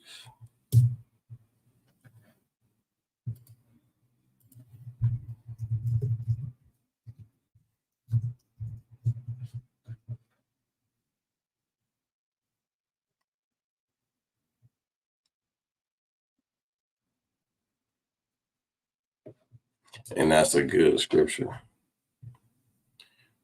That's a good one too. Romans 2 is good to start a little bit further. Let's say 20. Romans 2 and 20. Let me share my screen. And we're going to read through 24. And in structure, actually we'll start at 19.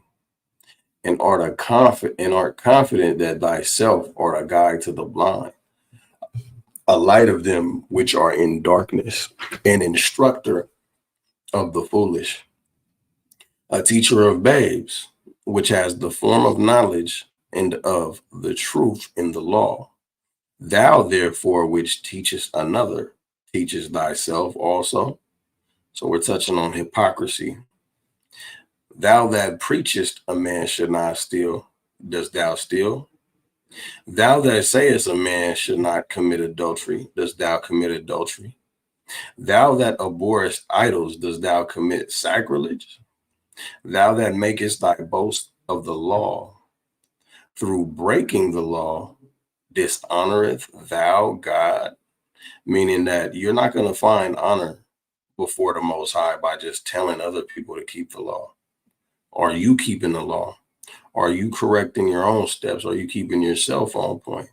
For the name of God is blasphemed among the Gentiles through you, as it is written. So, with that said, verse 25, for circumcision verily profiteth, if thou keep the law. But if thou be a breaker of the law, thy circumcision is made uncircumcision. Meaning that you can't just be circumcised. You got to walk uprightly. It's a whole package. Adherence to one law doesn't negate disobedience in another. Hypocrisy is not tolerated. When you disobey the Most High, even if you're teaching others, you still are blaspheming the Most High among the Gentiles with your actions. So that's what Romans 2 and 24 is going on.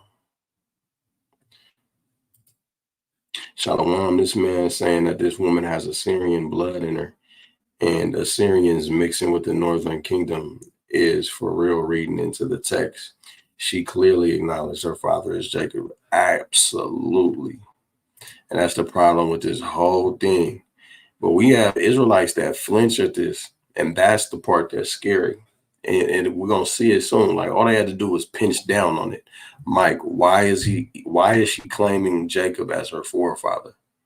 That's what we want to know. That's what we want to know, Mikey. The woman of Samaria said to him, how is it that you, being a Jew, ask drink of me, a Samaritan woman? So the text tell you who she is. Now you want to try to make her something different. The text tells you she's a Samaritan woman. And I'm gonna prove that even. Wait, hold on. I'm gonna believe the text above these camps. These camps, they got authority above the text. But the text says her father is Jacob. So what about that part of the text? Hey, for sure. Any other questions in the chat, please feel free to throw them in there, family, because when we get to the point, we're going to wrap up. Your brother hungry and delirious. So they could change the text. Then they talk about the Vatican and the Pope. I received nothing from you as I'm ready to shut it down. Hold on. Now, Watch this. Everybody telling me don't shut it down. Let me show him this one more verse. It seems watch this. Watch this. Watch this. Notice in Matthew chapter 10, real quick. I'm just about to disprove his point. Then we'll go back to John and let you finish your point if you want, if you think you can. These 12, Jesus sent out and commanded them, do not go into the way of the Gentiles. Do not enter a city of the Samaritans, which were not the but same. go rather to the lost sheep of the house of Israel. Why would Jesus say not to go to the city of the Samaritans when the Samaritans are the lost sheep of the house of Israel? Bro, that's checkmate. No, it's not, because then you would have. If it's a checkmate, then we would also have to account for the fact that hamashiach gave her the gospel. That's stupid. Why then does he then go to the Samaritans? He tells his disciples, don't go to the Samaritans, and then he turns around and goes to the Samaritans. No, he was telling his disciples. Yes, that's exactly what happened. No. And he didn't go to Samaria. Listen, this was not an evangel. Hold on, bro. I just want you to see, Brian. I barely say like 5 things, and then you guys. All right. I'm gonna let you finish that response, but then I'm gonna respond back on that. But go ahead. And it's a different opinion. I get it, but got to be fair a little bit. So I just showed you in the text that according to John 4:12, did she say that Jacob was her father? She did. But hold on. But no, just stop, man. No, hold on. I asked you a question. Just stop. Chill, ass. Chill, ass. Yeah, You gotta chill, though. Slow down, bro. You gotta chill. Just let me say a couple other words. Well, okay. He can't even cook. They telling him to chill. They telling him to chill like he's on here going on a rampage, man. This is real corny, bro. This is real effeminate on the part of the Christians. Real effeminate. Hold on, man. I just only asked you one little question, and I just wanted to move on to something else. All right. But so yeah, you want to move on to something else, but you can't control that. Hold on. I'm not controlling anything. I'm gonna let you do whatever you want to do. But I'm just gonna state for the record that the Bible says that she said that her father was Jacob, and there's nothing you can change. You can't change that. Anything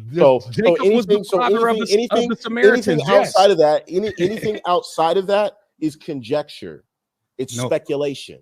Okay. If we want to go based off of it, thus saith the Lord, as it is written, you have to believe what the Lord says, and that's it. All right. So all right, let me respond. Before you go to the next subject, I want to respond to that. I wanted to go over here real quick. Okay, you can go there, but I need to respond to your last statement. That's the thing, Mike. They throw a lot of everything out, and they don't want nobody to respond. I'm trying to have. If it was up to Berean, this conversation would be over. I'm the one trying to have a cordial conversation with you. He ready to throw you out now, and you violating. But let me just respond to that. Jesus did not go on an evangelistic effort through Samaria. He didn't. Now, the woman went and preached to the rest of the Samaritans. When Jesus is giving his instructions to his disciples to go out and carry the gospel, that was an evangelistic effort. Jesus simply asked this woman for something to drink. They didn't go into Samaria and go door to door, bringing people into the kingdom. So the context is clear here in Matthew chapter number 10. You've got 3 groups of people here. You've got Gentiles, you've got Samaritans, and you've got the house of Israel. And if you want to go by the paper, as in John chapter number 4, the text is clear that the woman said, "You're asking drink from me, a Samaritan." She puts herself in one of the 3 categories. Israel, no. Gentile, no. Samaritan. So how then can she be a daughter of Jacob? Because Israelites actually intermingled with the Assyrians. It didn't mean that those Israelites still weren't descended from Jacob. So what?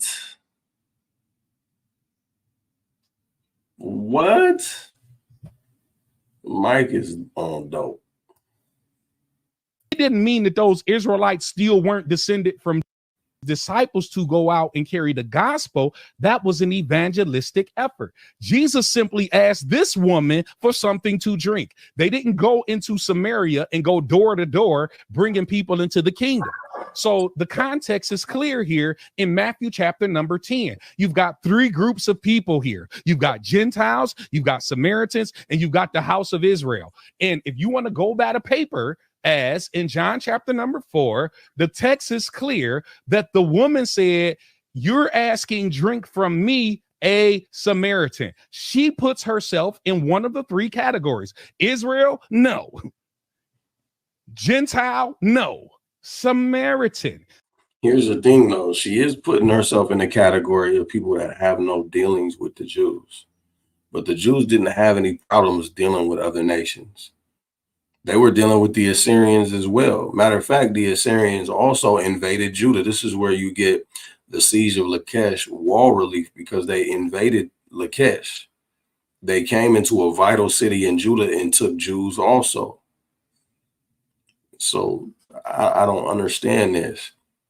Where's the historical value behind the Jews not dealing with people who live in Samaria in general? There's a people group in there that we was told not to deal with, and it would have been the people of Ephraim. That's who we was told not to deal with. He's joining the idols. Leave him alone. So how then can she be a daughter of Jacob? Because Israelites actually intermingled with the Assyrians. It didn't mean that those Israelites still weren't descended from Jacob. So what?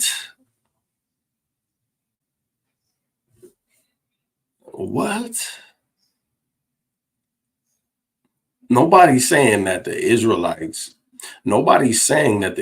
that mingled with the Assyrians no longer went back to Jacob. In fact, that's what you would have to be arguing, to say that, oh, Jacob, it says that Jacob's her father, but they mingled with the Assyrians. He's over here cutting himself. You caught that. He's in there arguing with himself. They damn sure hate Israelites. Revelation 17:5, where it says, Mystery Babylon, the great mother of harlots and abominations of the earth. To be honest, I couldn't tell you, family, why they chose to put that in all caps. Her lineage would still go through Jacob, but it also now is officially a part of the Assyrians as well. It can't be. It just cannot be. She's clearly aware of what her descendancy is, and she's claiming Jacob. She cannot have two descendancies the same way Christ can. I'm not gonna lie, Michael Holloway, man, I hope somebody clip this for him. Michael Holloway, this is one of the most idiotic things I've ever heard you say. One of the most idiotic arguments I've ever heard you make. And Brother Berean, if somebody clip this for Brother Berean, I say this out of love. I watch the channel all the time. You got to be a fucking ashamed of yourself for sitting here and let this brother make this counter argument, whether you disagree with the Israelites or not. If it's clear and concise who Christ's lineage goes back to, the Jews, then it's clear and concise who her lineage goes back to based on her claims. You don't get to dismiss the fact that she's claiming Jacob in favor of this stupid ass argument. This is shameful and despicable, bro. I was at work, listening to this, and I missed this part. And this shit right here got me hot. These is grown ass men saying this stupid ass shit. And I'm not gonna lie, some Israelites gonna come through and they're gonna say some dumb things as well. So we're not gonna show favoritism. I don't like stupid shit.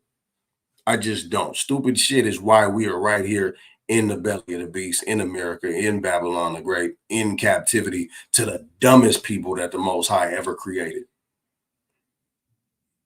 Assyrian men who slept with Israelite women. Bro, your case is defeated. Y'all got to get better. Your case is defeated. You don't get to make that decision. The case is not defeated. You're contradicting yourself. You have a cognitive dissonance. And I can say that based on your argument for Christ being a Jew and your argument against this woman being an Israelite. The same principles apply in either argument, but you are having a bias. I don't like it, bro. That right there make me want to fight, bro. I'm just gonna be 100% honest. Mike, you're a goddamn liar, and you're lying to yourself, and you're not right for it. I'm just telling you that right now. This was stupid. This was real stupid. They're teachers over there. I'm trying to just understand, why are you saying that it was an Assyrian man that got an Israelite woman pregnant? How come it's not? Yeah, exactly. You cannot come through and say that. You're literally saying, nah, she's lying. Her dad's an Assyrian. I'm just hold on. I want you to understand the Israelites kept records through their captivity in Babylon. Right? Why can this woman not have records from her family's time with the Assyrians? Come on, man. See what I'm saying? I barely say something, you just cut me off. So how come you're coming to that conclusion when the Bible doesn't say that? Can I respond?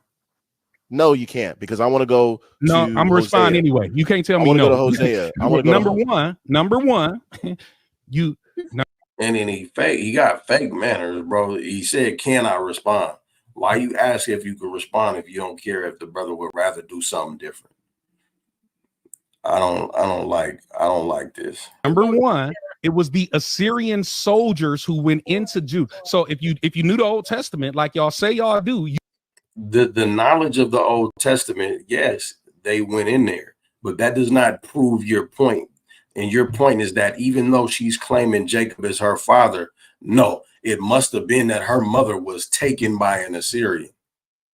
You see what I'm saying? The text don't say that there was a breeding out of the children of Israel. It don't say that. You wouldn't know. You would know. And so even though a Jewish woman could marry a Gentile, that doesn't mean Jacob isn't her father anymore. Bro, if she lay with a Gentile and she has that Gentile's baby, then that baby is a Gentile. It's clear cut and dry. Stupid and arrogant, bro. That's what I'm trying to help you with. Jacob wouldn't be the father then, would he? It's not confusing, especially not for her, who was a first-hand witness. Jews didn't consider them Israelites. Jesus didn't consider them Israelites, and none of them considers them Israelites. So, bro, again, instead of trying to argue with me and trying to be right, just consider what I say. You could disagree with me, right? But consider what I say. I want to show you how your arguments are wrong. Okay, beautiful. And I'm trying to do the same for you. You're trying to save my soul. I'm trying to save your soul. Right? So let's go to Hosea. Let's go to Hosea 8:4. I got zero respect for Elder Mike, bro. So I think I have a stronger argument because I can just go based off of the text. I don't have to do all this. You ain't went by the text yet. I did. It said our father Jacob, and there's nothing you can do. He is disrespectful ass liar, bro. And this is applauded in this environment, going to show you how wicked Christianity is. About that. So Hosea 8:4, it says, they have set up kings, but not by me. They have made princes, and I knew it not. Of their silver and their gold have they made them idols, that they may be cut off. Thy calf, O Samaria, hath cast thee off. Mine anger is kindled against them. How long will it be ere they attain to innocency? So during these times, you had the southern kingdom called the kingdom of Judea, or the kingdom of Judah, and then you had the kingdom of Samaria. And this is before the Assyrians came. You see that? We went into that earlier, how as early as 2nd Chronicles, you see Samaria being mentioned. And you run it down and you see where, the king of the north side purchased the hill of Samaria for their use. So Samaria is not this new concept where a Samaritan just must be some half Gentile, half Israelite congregation, some admixture where there's no Israelites there. That's made up. That's bullshit. That's true. If you lived in the land of Samaria, in the northern tribes, they will call you a Samaritan. Show me that. Samaritan literally means dweller in Samaria. That's because that's not. I did with John chapter 4 when she said our father Jacob. That's it. So no, now when you look, it says that they may be cut off. So it says that the northern kingdom, the Samaritans, they were cut off. Do you agree that they were cut off? I agree that the northern kingdom was cut off, but here's the problem. You're conflating now. Again, you got bad hermeneutics, bro, and it's not your fault. It's your teacher's fault. You got bad hermeneutics here. You're conflating Samaria, which was the capital of the northern kingdom. So then when the prophets would refer to the northern kingdom, you are correct. They would refer to the northern kingdom by its capital, Samaria. You're right about that. But to turn and make Samaria the Samaritans, go back to the Old Testament before they were cut off, or while they were being cut off, or when they were still a people group who were still together, and try to make them the Samaritans in the Old Testament and erase all the history that came about to form the Samaritan group with the Assyrians going into Israel. It's just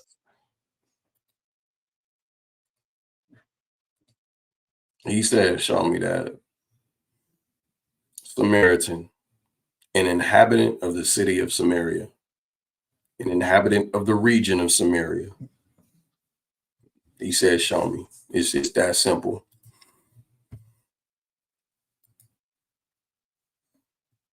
blatantly biblically wrong, bro. It shows me you don't really know biblical history, my friend. And again, I'm not trying to insult you in any way, but I'm telling you, you haven't done your work on this. Go and do the research on how the Samaritans came about to be as a people. When you do that, you come back and talk. Listen, man, it's very easy. Were there some Samaritans that were actually Israelites? That's a yes or a no. In New Testament context, absolutely not. So when we're dealing with Josephus and we're dealing with the history, they didn't call themselves Samaritans at all. No Israelites referred to themselves as Israelites. I mean, okay. No Samaritans call themselves Israelites. It depends on where depend on the context in which you're speaking. You see what I'm saying? All this dancing. You said no, and now it depends on the context. That's crazy, bro. That's real crazy. Around, man. All this context, I know you're not used to that, but depending on the context in which you are speaking, bro. You should have said that to begin with, but you're switching it up because you know your ass is cut.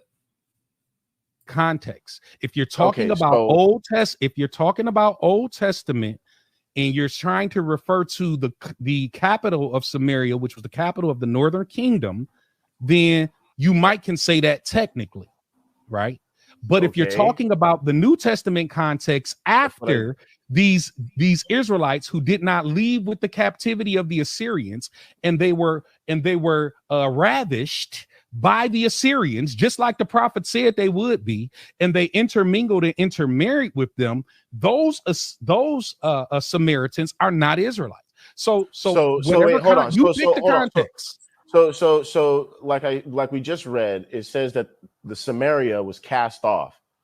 So you agree that they were cast off? The northern kingdom was cast off, yes. Okay.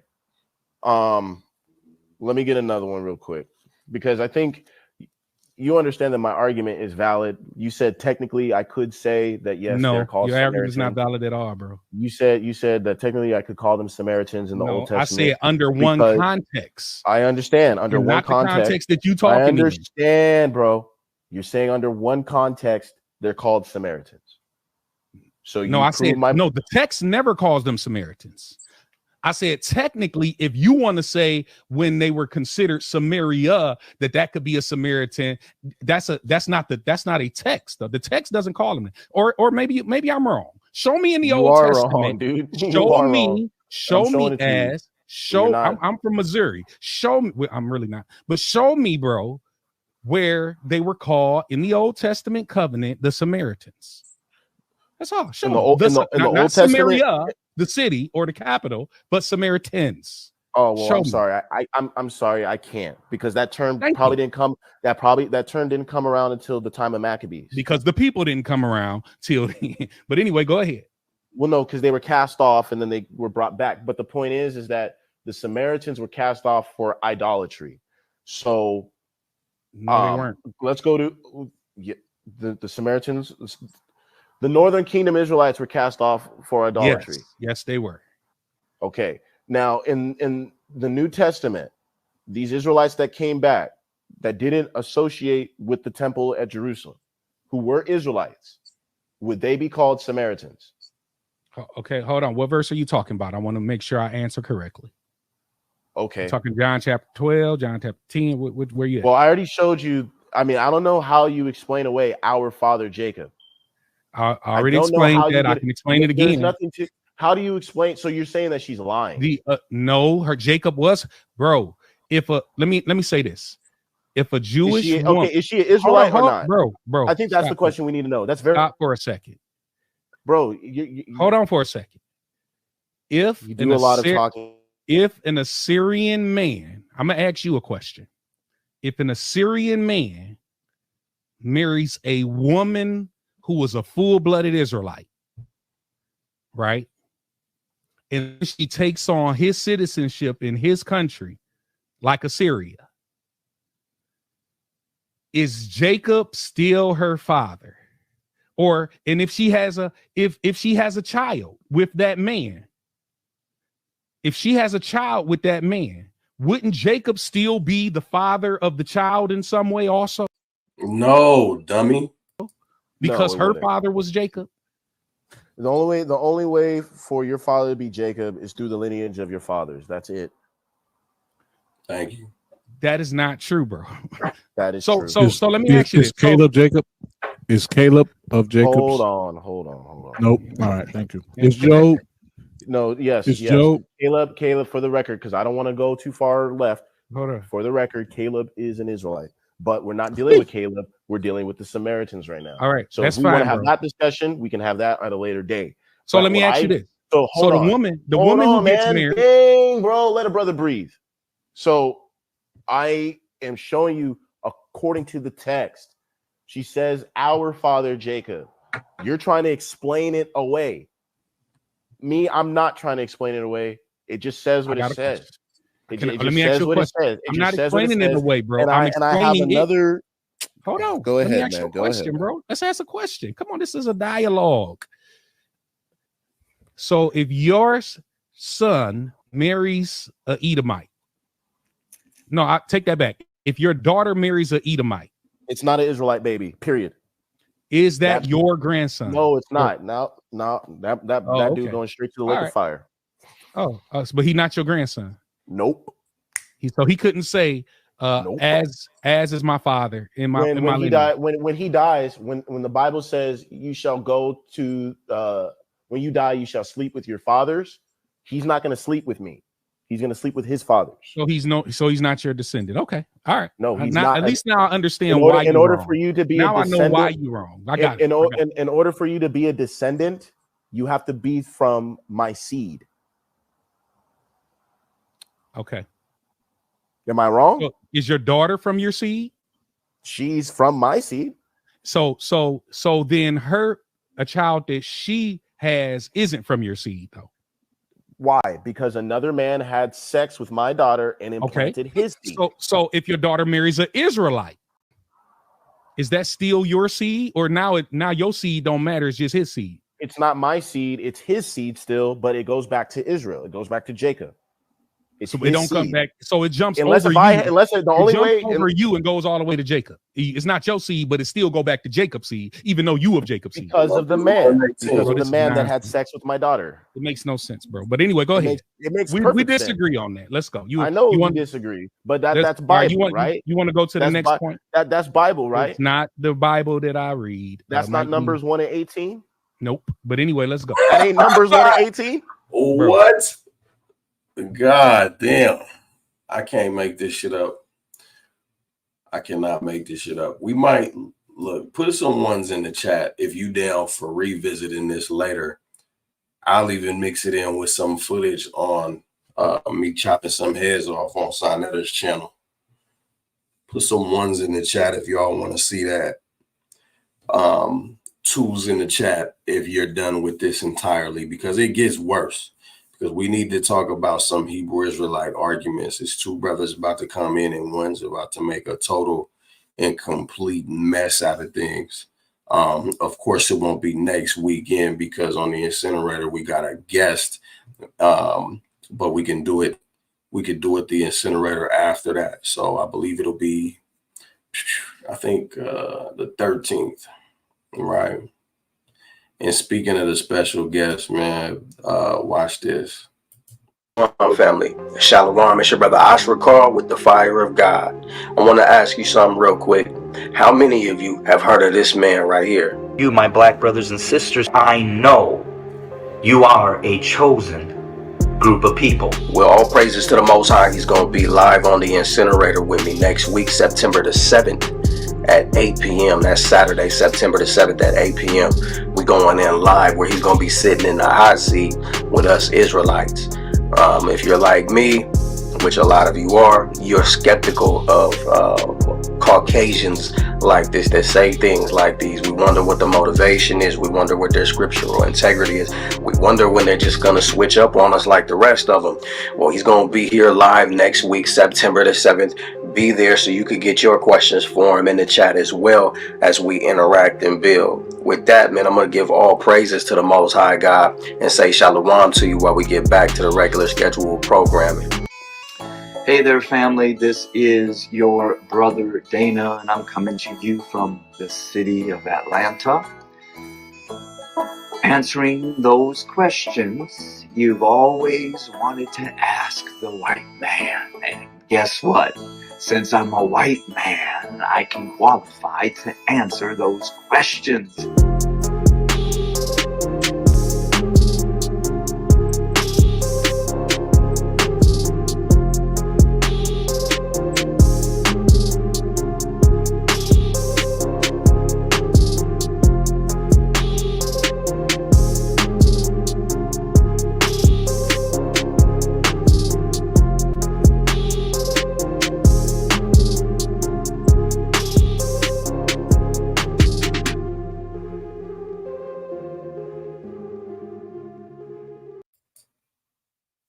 Man, look, I think we're going to wrap it up. But first, I just wanted to read this, man.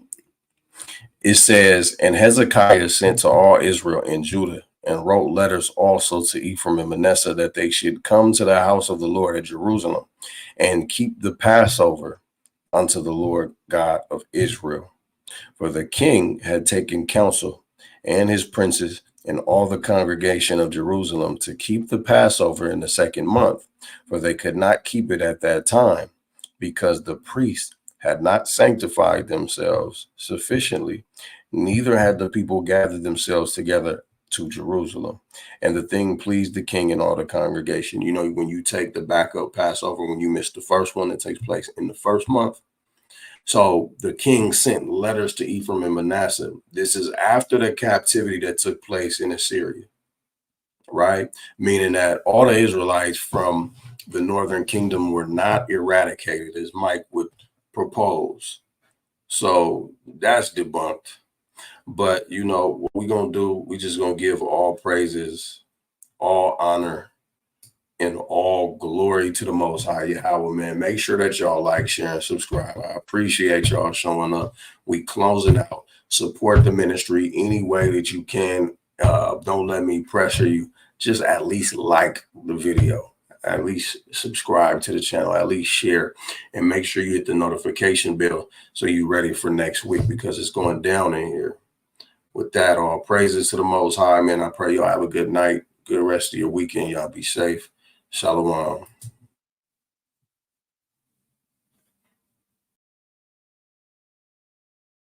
10, 9, 8, 7, 6, 5, 4, 3, 2, 1.